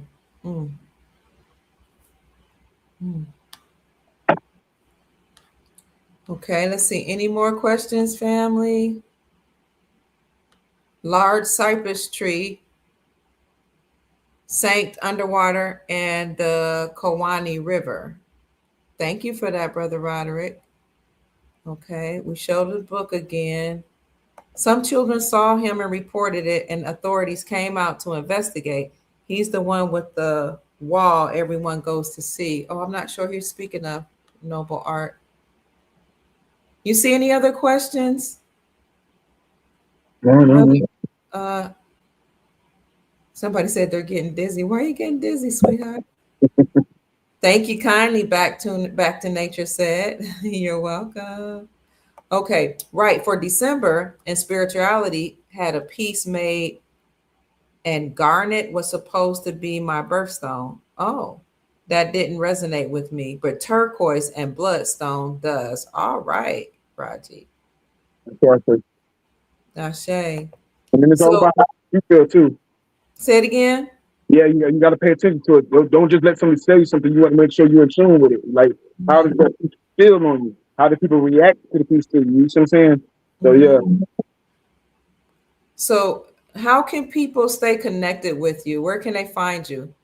I mean, social media, that connects us all. You can contact us on our email if you, from YouTube. I would also like for y'all to come check out my other YouTube shows. We have a couple of them. We talk more in depth about minerals and artifacts and things of that nature. As a matter of fact, we're doing a show tomorrow night with Roz Ben, and he's a big influence on the mineral world. He's been doing it for over 20 some odd years. So he has a lot of. I'm sorry. I used to hear about, Elder Roz Ben, but I couldn't remember. What was he known for? I can't remember. Knowledge, minerals, crystals. Okay. But I do for it. When I want to learn something, I don't want to learn from somebody that don't look like me. I want to learn from the elders that do. That's why I say I appreciate when people put out positive and good information more than anything, because right now everything's out to make us look crazy or dumb or whatever. You know what I'm saying? So I'm showing the link to your YouTube channel. Thank you. You're welcome. It is Orisha Stone, family. I'm gonna put that in the chat here on all my social media platforms. Okay, so that's his YouTube channel, Orisha Stone. You have anything? You say you have something upcoming with Brother Roz Ben this week? Yes, ma'am. Roz Ben tomorrow and the elder, and they really break down when they would just break down science on amber and things of that nature. But we have all sorts of different topics. We're always talking about commodities. That's why I love your show so much. We're always talking about investments. We have a show coming up Sunday about just antiquities and artifacts. I think I got one coming up Friday with Rod Hayes. Okay. So yeah, and he Yeah. has matriarch Mondays too. Go ahead. I'm sorry.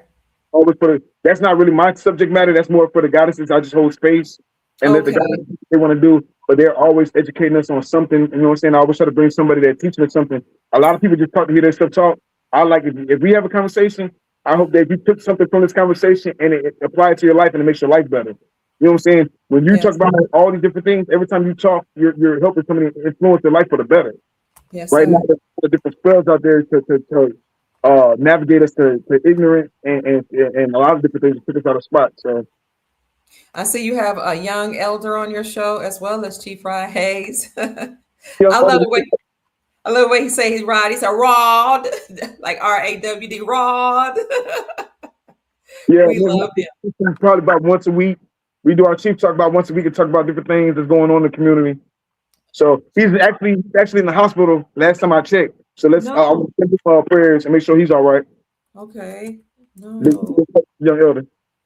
Young elder. Okay. Yeah, we'll send our prayers to him. I had no idea.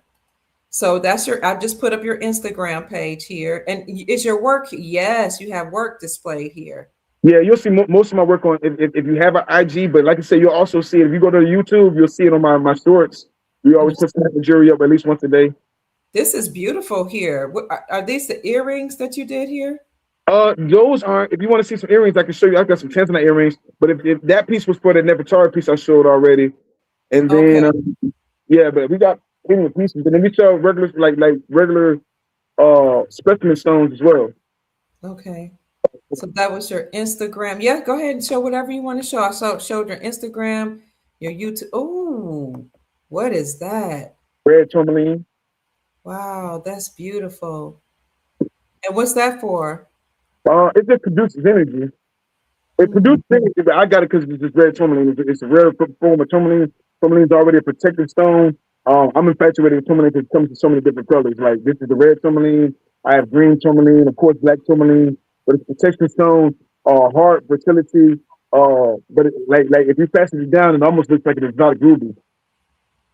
Chief Max in the house, he said, I would like to talk with this brother, Kia. All right, Chief. Chief Max can be on your show? Yes, sir. Yeah, man, listen, Chief, I'm telling you, we need more brothers that just dead serious about what they say and have some kind of integrity about themselves. I love watching Chief Max on your show and Chief Bay on your show too, because they actually know what they talk about. They're saying some real stuff to motivate their community. That's what we need. You know what I'm saying? There's a lot of people out here just talking because they can get a cash app or they want views and everything else. We need to really build the community and work with each other and know who we are. You know what I'm saying? You spoke to Goddess Mayat, and she's developing landmasses in North Georgia with Mama Kali doing the same thing. We got all on the West Coast in California. If you look on the live we did with the Council of Khalifa, like there's a lot of people that really want to come together. If you don't want to come together, that's fine. Go somewhere else. That's the crazy part. When you don't rock with it, it'd be crazy how people don't rock with you and still be there trying to figure you out. No, this is we're not trying to convince nobody or nothing. I ain't trying to say that like outside of the jury, and the jury's functional. So it's like it's not, we're not trying to get out on you or say you out your spot in the universe. We're just trying to like connect the dots, meet who you want to meet with, and be able to work with each other's businesses. We're too scared to see each other's businesses succeed. We say we want to see Black people in power or melanated indigenous people in power, but we don't support each other's business. So with that being said, if anybody came from my page and Dr.kia Pruitt's page, please support Dr.kia Pruitt as well. And you most definitely got more gifts coming. I appreciate it. Thank you so much, King. Yes, ma'am. Thank you. Here's somebody else says, which stones vibrate with musical notes? Oh, I like him. Who is it? Related to what? 7980. Man, that's some science right there, Chief. Tune in with us tomorrow, because that means, all right, it's too broad of a question. But I will say, start studying frequencies and hertz. Frequencies and hertz. Like the 888 tune vibrates with certain stones. This is something that this is tangible. We can look it up. I wasn't prepared for that question though. So yeah, I'm gonna bring that to the floor tomorrow and make sure I do some more research and read these books real quick. But yeah, that's a very powerful question. I can't just say all tunes match all stones, you know what I'm saying? But each one of them does have their own tone. So that's amazing. Yeah. And here's another one. Sister Janine asked, do you have the Organite on your site, or do you have any Organite? Yeah, yes, we do. But right now, if like I do a lot of different things, I really want to push to my comrades. If you're into Organite, please, we can contact the Pyramid Room, the guys in Chicago, or I am saying they're very, very big in Orgone Energies, and that I would prefer to push it to a business that's their main business in our community, and they're dead serious about it. They're amazing with the Orgone Energies, and it helps. So instead of waiting on me doing it, they already have it ready to go. Thank you for that. Any final questions, family? Because we want to get him to his family. So for those of you that want to reach out or desire to reach out to him, contact Orisha Stone at orishastone.shop@gmail.com. I'll put it in the chat again.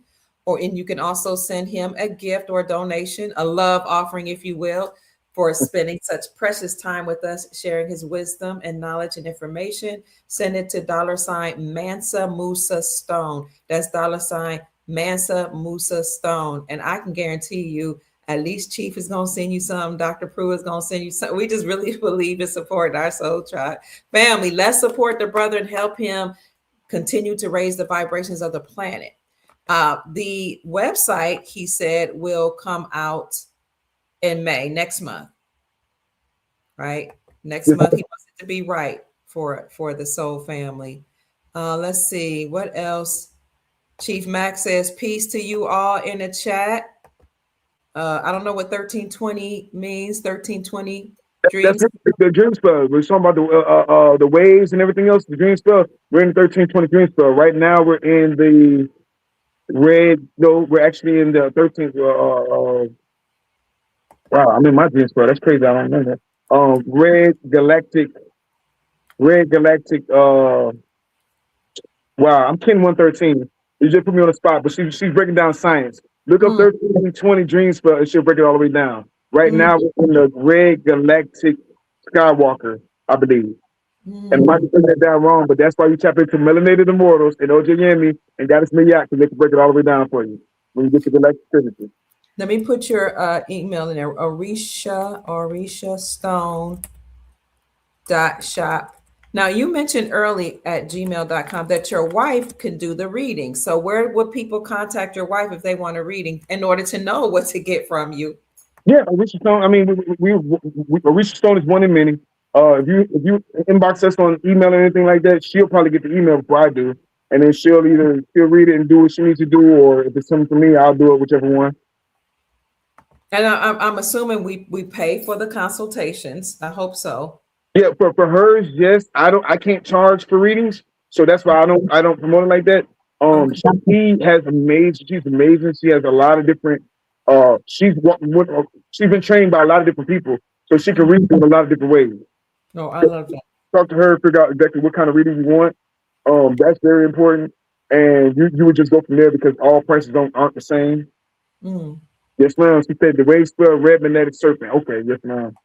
So go ahead.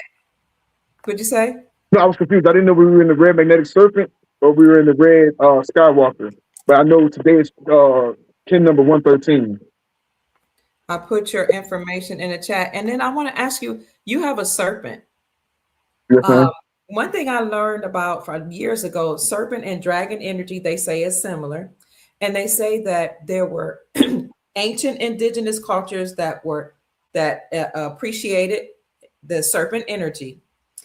So you have serpent countries now so that's why you see the snake or the dragon on their flags. And you also have eagle countries. This is what I learned. Serpent countries or dragon countries allegedly having the same energy are more peaceful, more loving, more kind. Eagle energies and some of those empires that have the eagle as their symbol were more like vultures, and they were disruptive. And that's why the United States of America had the eagle as their emblem, because they were actually a part of the Roman Empire. They were predatory. But I heard years ago, like 2012, there will come a time where all the eagle energies and dynasties would fall, and the serpent and dragon energies and dynasties would rise. This is just what I heard, like 2012. What do you say to all that? I say this. Nobody cares about their flag and no eagle built on their flag. You just said the landmass. This land is the land of the plumed serpent. So inherently, if we saying that we are Americans and American, you know what I'm saying, whatever we want to call ourselves, we are the children of the serpent. So the children of Quetzalcoatl, the children of all these serpent deities, the mother of the serpent skirt, etc., etc. And all these deities told us to do agriculture and build pyramids and look at the stars, and this is what they told us to do. Now, when you talk about the eagle is designed to conquer, to take. That's what the eagle represents. The serpent, not so much. The serpent, it tells you in the Bible, be wise like the serpent. Sure does. The serpent don't have time he don't have ears to listen to your gossip. He sits around, he watches, he pays attention to everything.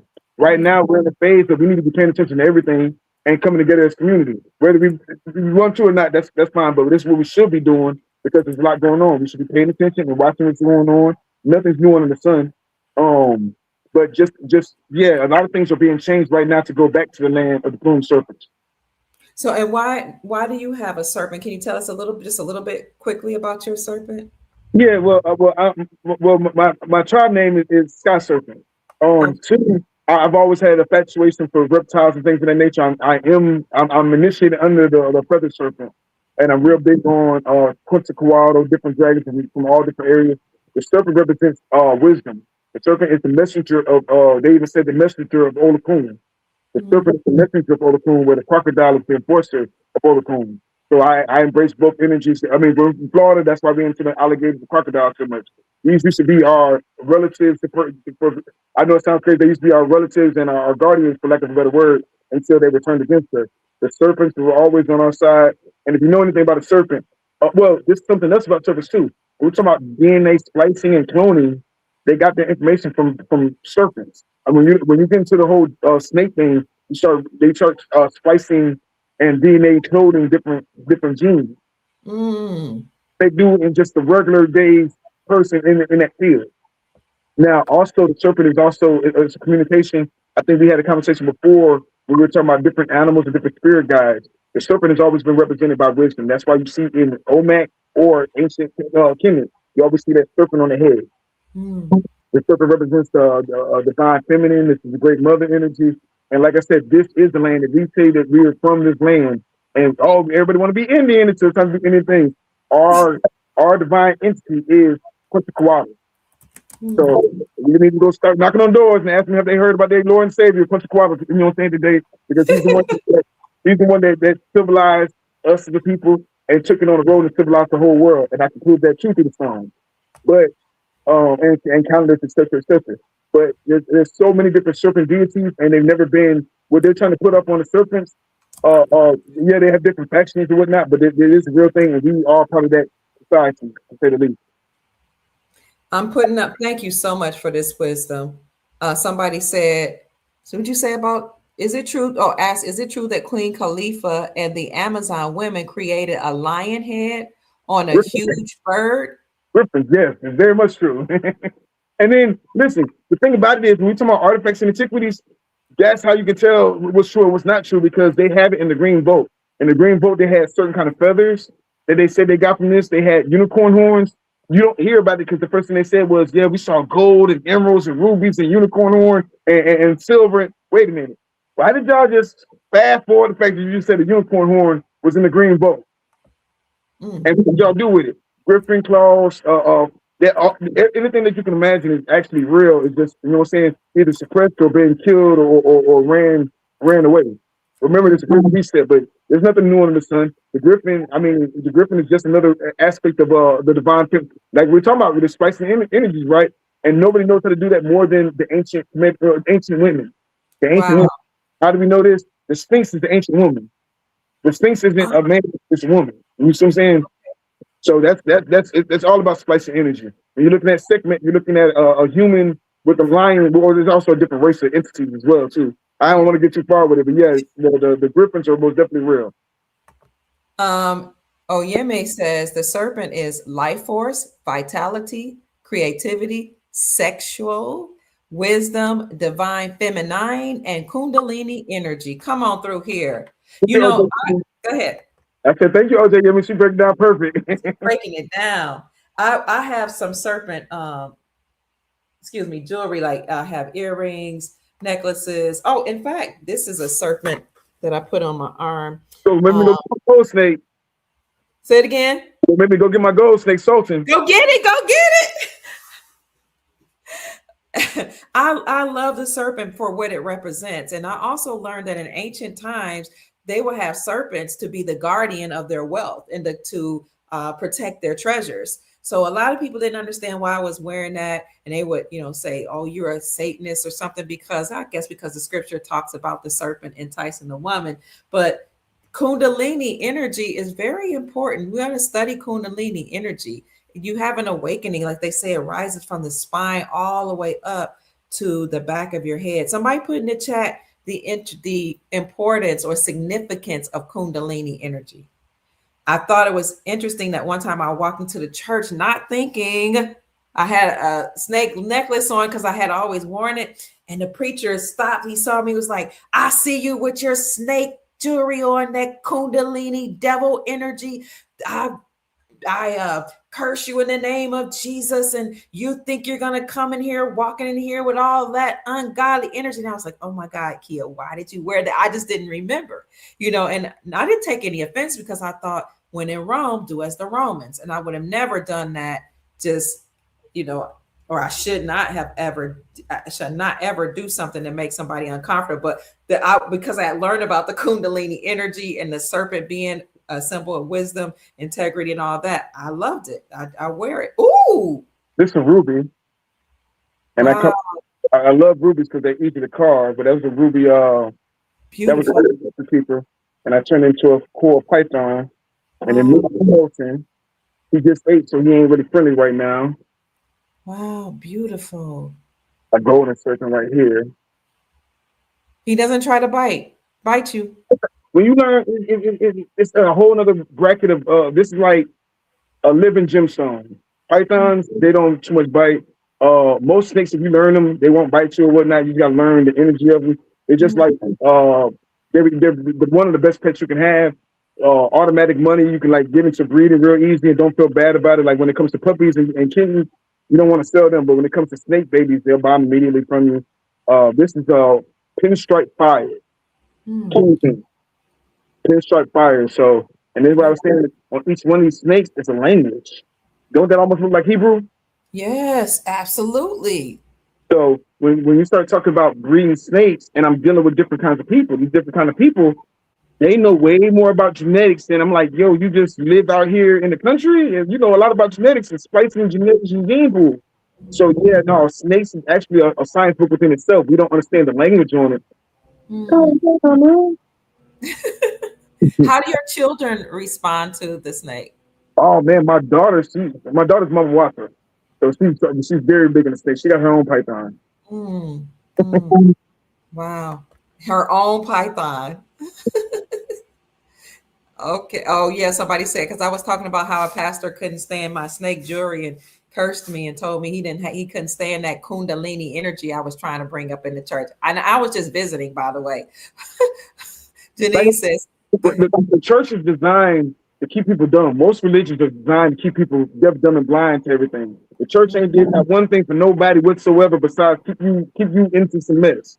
You know what I mean? The church don't talk about no esoteric science, even though the Bible's full of esoteric science. But the church is literally designed to teach you the basic instructions before leaving Earth.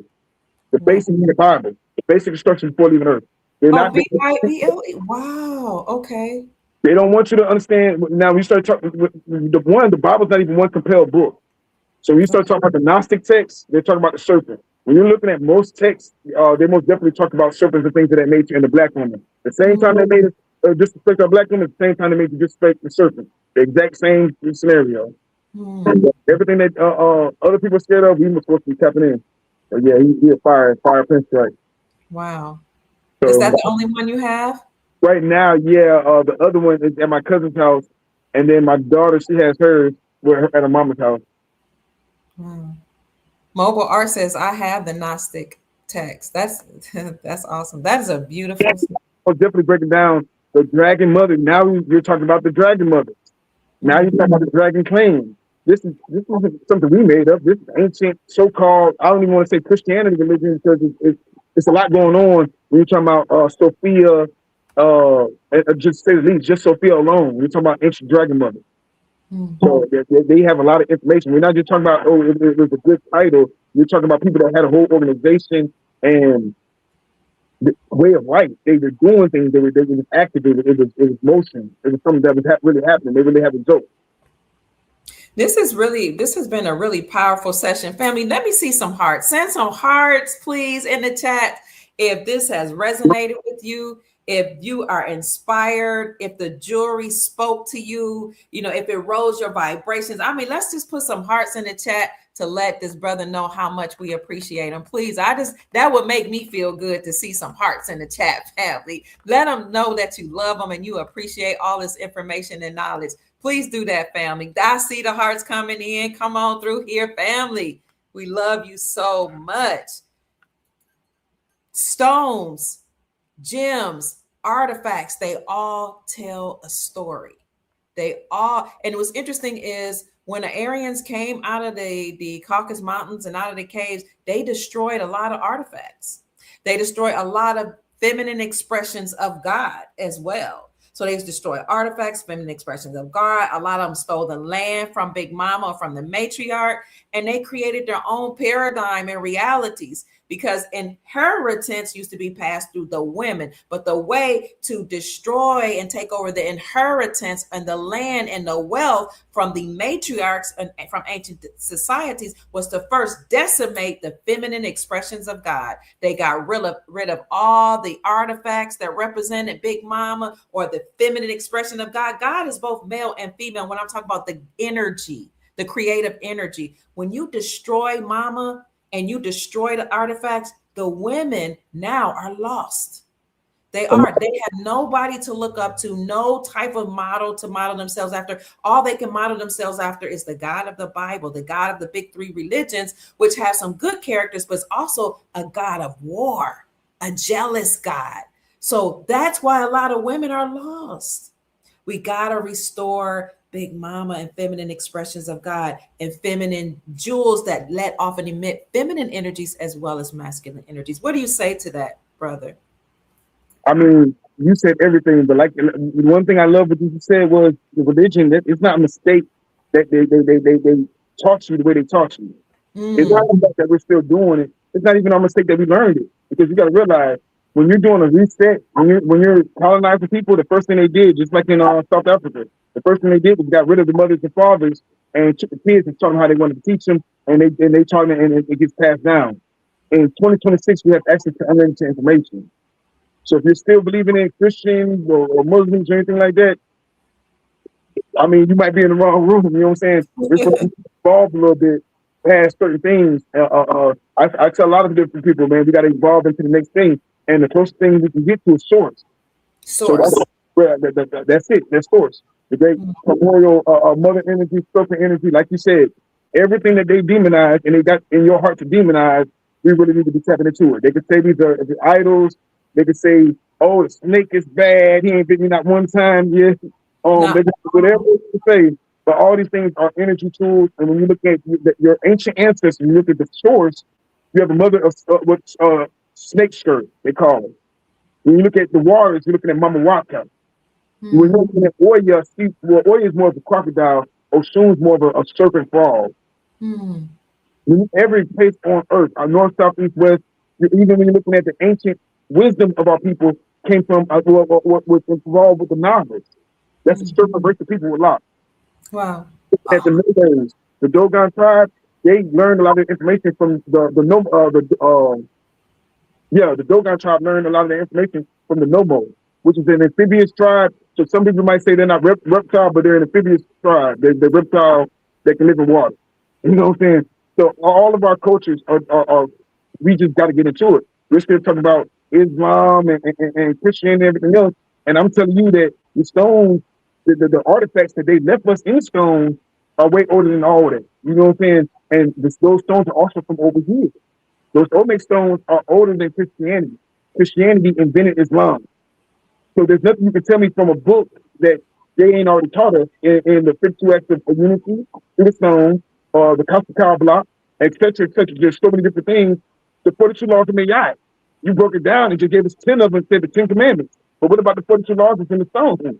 So it's a lot of different things. Like, I don't need the remix for the remix. I don't need your translation, and I don't need nobody projecting on it when the source says this is what it is. And the first thing we did was respect our mother and disrespect the serpent. Is is your jewelry for all ethnicities, people from all walks of life? Can everybody buy your jewelry? Yeah, I've had people buy it. I mean, I have intention when I make it. Of course, I have it. It never goes to who you think it's going to go to. You know what I'm saying? Whoever comes, they might have a situation they'll get it. But yeah, I usually do have intention because, like I say, at the end of the day, nobody takes their personal business to go out and help our people. You know what I'm saying? So that's my job. I help my own people before I help anybody else. I help if I can help. You know what I'm saying? But I really strive to help my people. Like, this Dogon is only going to go to somebody that understands and comprehends what the Dogon is. Oh, I see. This is for you. Of course, anybody can buy something, you know what I'm saying? But everybody don't even have a soul for it to connect to. Sometimes you have a soul, some of these stones connect to you like Wi-Fi. So for me, I'm working for, it'd be sensitive to say this is the body armor and for protection for our people, and then I give it to everybody who I do. You know what I'm saying? I really want to protect our people. I really want to advance our people. I really want to, they already in it. They've been in it forever. All these different people have been in it, and all they know how to do is colonize it and take it. They can't connect with it because a lot of people don't have souls. A lot of people are non-political characters. We can connect with it, so yes, it's for us. For us. I've been reading about like Cabbage Patch Kids, NPCs. Really didn't know that they really created people in order to populate the planet. It's wild. That's history. They've always done it. They've used, since the Genghis Khan days, they used sex as a weapon to populate, you know what I'm saying, populate landmass. They did it to the Philippines. Those aren't Filipinos that y'all see over there. Those are Latinos that they were mercenaries that were brought to the Philippines to conquer the indigenous Black people in the Philippines. That's the history that people got to. The same thing with Thailand. The same thing with Tibet. Those people were assassinated and got out of the way because of their spiritual practices through the white Mongolians or the white Asians. I mean, you think, where do all these white entities come from? Even when we look at stones, right? They've broken down this before. The wall, the Great Wall of China, or the Wall of Tartaria, or whatever, they're reading it backwards. It was to keep these strange people out, not to keep, you know what I'm saying? There's a lot going on when it comes to that. So yeah, no, it's just a lot. That whole history, when you talk about the Cabbage Patch Kids and stuff of that nature, it's cloning, and they learn how to do a lot of that cloning through the serpent, through serpent genetics, and they've been doing that since. That's why you have the snakes on the side of the medical. They learn a lot of different things from Black women and snakes. Wow. Like the Henrietta Lacks. I might be saying Henrietta Lacks, yes. From Black women, cutting up open Black women, they don't talk about it enough on snakes. You see what I'm saying? So yes. Yeah, I mean, think about it. Like, each one of these snakes has its own language on it, its own written language. That's an alien Hebrew language on it. Wow. That's amazing. So this has been such an enriching show. You've given us a lot of information, knowledge. Anything finally that you want to show us that you haven't had the opportunity to show us so far before we close out the show? Yeah, I mean, well, let me show you this real quick. Hold on one second. Okay. Family, thank you so much for all the hearts that you sent our brother from Orisha Stone. Remember, you can always contact him via email. I'll put it in the description section. I'll put it in the comment section as well. Contact him by sending him email to orishastone.shop@gmail.com and send him a gift or a donation. Let him know you appreciate him for sharing this ancient wisdom with us. Send him a cash app at $Mansa Musa Stone, $MANSA MUSASTONE, and he will greatly appreciate it. All right, what do you have for us? So you're in Jacksonville, Florida, right? Yes, I am. Have you ever seen the statue before? It look, you know what? It actually looks like I've seen something like that at a gas station. Oh, if you find it at a gas station, you might want to buy it, or it might be the knockoff, the single macho version. But no, not for sale, like out for show. Okay, so when you see the dark skinned Indians, some of them are called Cigar Chief Indians. Yes. This is a special one because he represents the great chief of Florida, and Florida was a different thing from back in the day. But his initial kingdom was in Jacksonville, Florida. So this is Chief Centuriwa. Now, Chief Centuriwa, why is this important to me? Because one, when people be like, "Oh man, black people or American blacks, they don't have no culture." Well, actually, gemstones is our culture, and this is one of the chiefs that. We didn't create this statue. The Europeans started creating this statue and sending it to Europe, telling them what was over here. This is the King of Kings. They had gemstones all over his body. They label it, if you ever look up, they label it the Moor with the emerald cluster. But it was stolen from the green boat in, this is what I found out about it. It was stolen from the green boat in Germany. Okay. Now, stole all these different things. This statue actually, the guy, he had 30 kids. It was a fertility statue and everything else. Emeralds, the cool thing about emeralds is that's a story within itself because emeralds don't grow in Florida. You see what I'm saying? Where would these emeralds come from? If all these emeralds were brought to the great chiefs, King of Kings in Florida, you know what I'm saying? That means they knew about us way longer than what they're saying. This statue, I think they said was from 18, I can't remember the exact time, but it's a replica of the one from 18, I can't remember the exact time for 1800. He's the Moor with the emerald what? If you looked up the Moor with the emerald cluster. Cluster, okay. I wanted to put that in the chat for the family to look up. He was born in Turkey Scratch, but his kingdom was in Jacksonville, Florida. Wow. When they say Seminoles, they're trying to put everybody in this little thing and just say Seminole. But no, it was a bunch of different tribes all throughout Florida. Chamukawa is one that is weird that everybody says Seminole, nobody says Chamukawa. Chamukawa is Black Indians. They can't deny it. That's why I say that's so important for us. They can't deny our culture. We've been doing it. We've been doing the gemstones. We've been, they say Pretendians, but they can't explain this away with Chief Centuriwa or Chief Tuscaloosa, or, you know what I'm saying? These are all Black indigenous American chiefs before the Mongolians came. And yeah, you see it right there? Now, yes. You put the word Moor on it because they call everybody that's dark skinned Moor. So they want to, but as you see, that's him, and you'll see different designs on it. They have several different ones of this. Oh my God. The thing that they started mass reproducing it and make it out of certain woods and sending it over there to Europe because of how powerful and important it was. Yeah, I want to find some of them statues. You got some more of them statues, let me know. Now, there's a difference. Now they're showing just regular Moors, but you can tell the difference through the Moor. They call it the Moor emerald cluster to throw you off. He's not a Moor, he's from Florida. This dude's from Florida, you know what I'm saying? He's Centuriwa, the Moor, you know what I'm saying? So that's beautiful. Artifact. That's beautiful. You know, sometimes when I hear stories about how we had all these dynasties and all the jewels and the wealth and how all that's been stolen, it really hurts my soul. It really does. No, they just make it's just time for us to go get it back. It wasn't stolen from us, but it's our job to get it back. Who was it stolen from? The people that they stole it from, they murdered, they raped, they did all these evil things, and then guess what they did? They gave you a Bible, they gave you a Quran, they gave you a Torah. Right after they took all your stuff. They tricked you out the land and gave you a book. Our land is stones and greenery. You know what I'm saying? Our land is fruits and vegetables and tobacco and things of that nature. We're one with nature. So they're trying to create us into everything else. You know what I'm saying? No, man, I want to connect the source. They didn't take it from us, but it's our job to get it back. They took it from our ancestors. And they did it a real brutal way. They didn't just come nice and take it. They grabbed people in the middle of the night. They did a lot of evil things. You're in Florida. You know what I'm saying? They did a lot of evil things throughout Florida to make us forget these things. Now we can't be touched. Like, we are the chosen one. You know what I'm saying? I'm pretty sure you're seeing in court right now that Trump is trying to do the whole birthright citizenship. Say goodbye to a lot of different people. I heard Keith Bay, he was talking about how they ended up giving Disneyland to the Latinos. That was the great transfer. They'll give it to anybody but us. They don't even like the Latinos. They don't even like the foreigners. They're racist towards everybody, but they'll give it to anybody but us because they got their own trees for how many of them came over here to try to conquer us. And we're still not dead. And if you're from Florida, that means we didn't surrender. We didn't retreat. We're still here. You know what I'm saying? Yes, ma'am. Who is this? A noble art said, Dr. Kia, they who They're who Temecula Street in Jacksonville are named after. Temecula. Oh, wow. Thank you. That's dope. I got it. When next time I go to Jacksonville, I'm gonna go check them out. This has been powerful.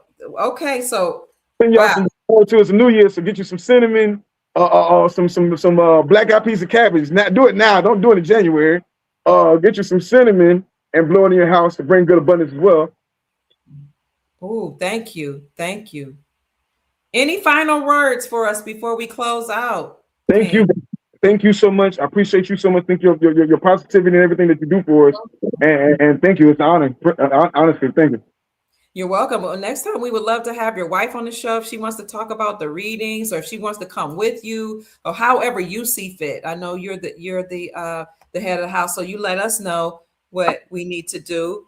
No, she's not here now because she's at work. She'll be right here right now. And then, like I said, she has her own show, so it's not no head of house. We do this together. You know what I'm saying? Okay, So I love that. She has her own show. Yeah, she's steps back from it from time to time, but she's over the Phoenix Circle.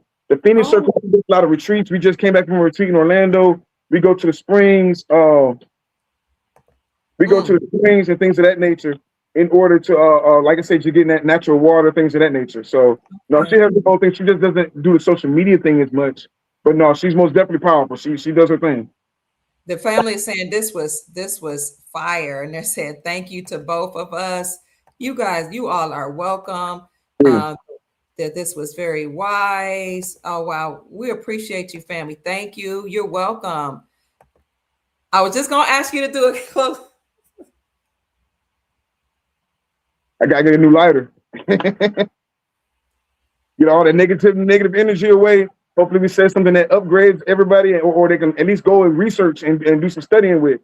So I appreciate you guys. Thank you for everything you've done. And I look forward to doing it again, Shay. Shay, so family, please, everybody send him something. Send him a gift, a donation, a cash app to $Mansa Musa Stone, $MANAMUSASTONN. Next time he comes on, he'll tell us why he chose Mansa Musa. What is that? No, I was just closing out the Tamukwa Crest. Oh, okay. Great information. Thank you. Any I know you started off with a meditation. Do you want to close with the meditation or any? No, I did that because today was actually a very special day. That was just all I had, guys. Thank you. Oh, okay. A singing bowl or something like that, but I think my singing bowl in the car. Somebody asked about a singing bowl earlier. Sorry, family. I saw that. So it's in the car. It's the springs, so we took it with us. So all my singing bowls in the car right now. But hopefully next time I'll be able to do it for y'all. Okay, $Mansa Musa Stone. We'll bring him on as our jeweler and alchemist of the Soul Tribe. I'll put that in the chat for you where you can send him. Everybody, please stop what you're doing if you can. Go ahead and send him a gift, a donation. If everybody sends him something, it will help him. And you know, when you send people a gift and donation, it really does inspire them. It encourages them to keep moving forward. I'm sure creating these precious jewels and these pieces that he puts together, I'm sure it's costly. So let's support his business the best we can by sending precious. What I saw precious in the chat. Mansa Musa Stone. And if you want to get some of his artifacts or pieces, just send him an email, orishastone.shop@gmail.com. That's it, family. You've met our brother Nabi. Is that how you say it? Brother Nabi or Chief Nabi from Orisha Stone. I'm Dr.kia Pruitt. I trust that we've said something to raise your vibrations and inspire you to create the most amazing, magnificent life that you desire and deserve. Bye-bye, Soul Tribe. Thank you, Chief. We appreciate you so much. Peace. I'm going to go out with the outro song. Peace, God. You can stay out or you can click, you can stay in or you can go off. It's up to you. We're going to go out with the song. Bye, family. Thank you so much. Or should I say, rest well. Good night. We love you.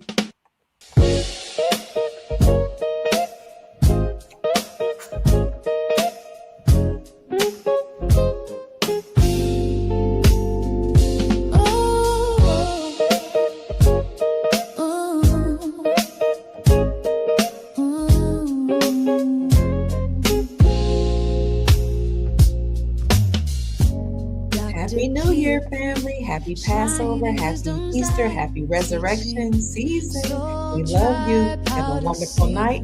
Safe travels in your dreams.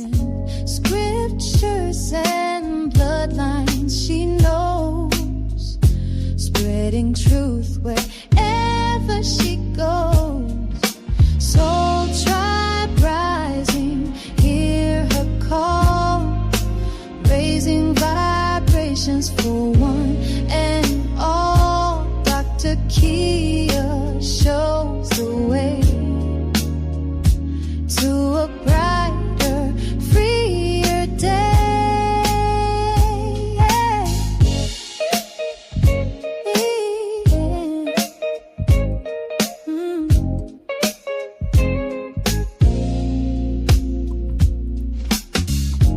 Through her channel, knowledge flows, breaking chains that hold us close, teaching paths to abundance and wealth, guiding others to free themselves.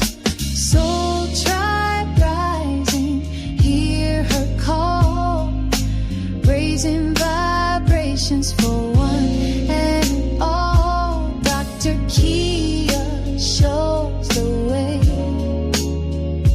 to a brighter, freer day. From currencies to investments divine, she's helping her tribe to realign. Thank you for this announcement, Sister Renee 50 says President will be making a major announcement in a few minutes. Thank you so much, Goddess. We appreciate you. Dear.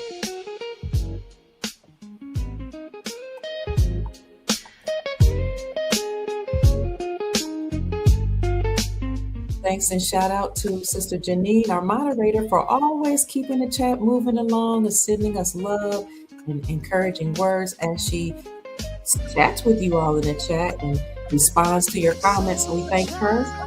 To all of you for being here. We love you so much. Thank you for taking out the time for joining this chat. I hope you will send Orisha Stone some type of donation, love donation, because this is what he does to inspire and take care of the soul tribe.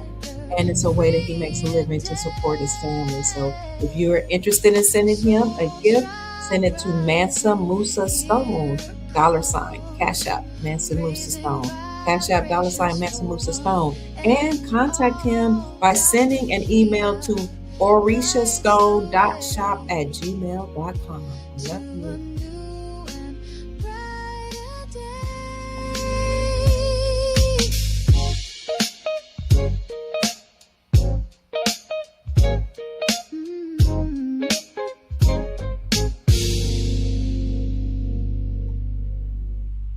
Good night, Soul Tribe. Rest well. And remember, if you have something on your mind, a problem or issue you desire to resolve, before you go to sleep, tell yourself, I intend to resolve this issue.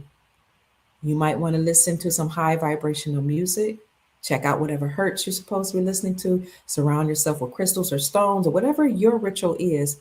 But most importantly, tell yourself, I'm going to resolve this. Then when you fall asleep, you will work it out in your dreams. Your subconscious mind will begin to work out your issues. This is what the ancestors meant when people would come to them with certain things, certain thoughts, things they wanted them to consider. They would always say, let me sleep on it. While you're sleeping, your subconscious, often your mind resolves things that you were thinking about throughout the day. So that's something I like to incorporate in my own practices. Also, if this, resonates with you, listen to this. The 10 Commandments were designed after the 42 laws of Ma'at. The 42 laws of Ma'at are principles that our ancient ancestors, especially if you come from an indigenous society, espoused. Instead of saying thou shalt not, like the 10 Commandments, which we appreciate and we respect, the Principles of Mayat would say, in the morning you will rise and say, I will not commit adultery, I will not speak against my neighbor, I will not steal, I will not. Look up the 42 laws of Mayat. You wake up in the morning saying, I will not, and before you go to sleep, you say, I have not committed adultery, I have not stolen, I have not misrepresented myself. So in the morning, I will not, in the evening, I have not.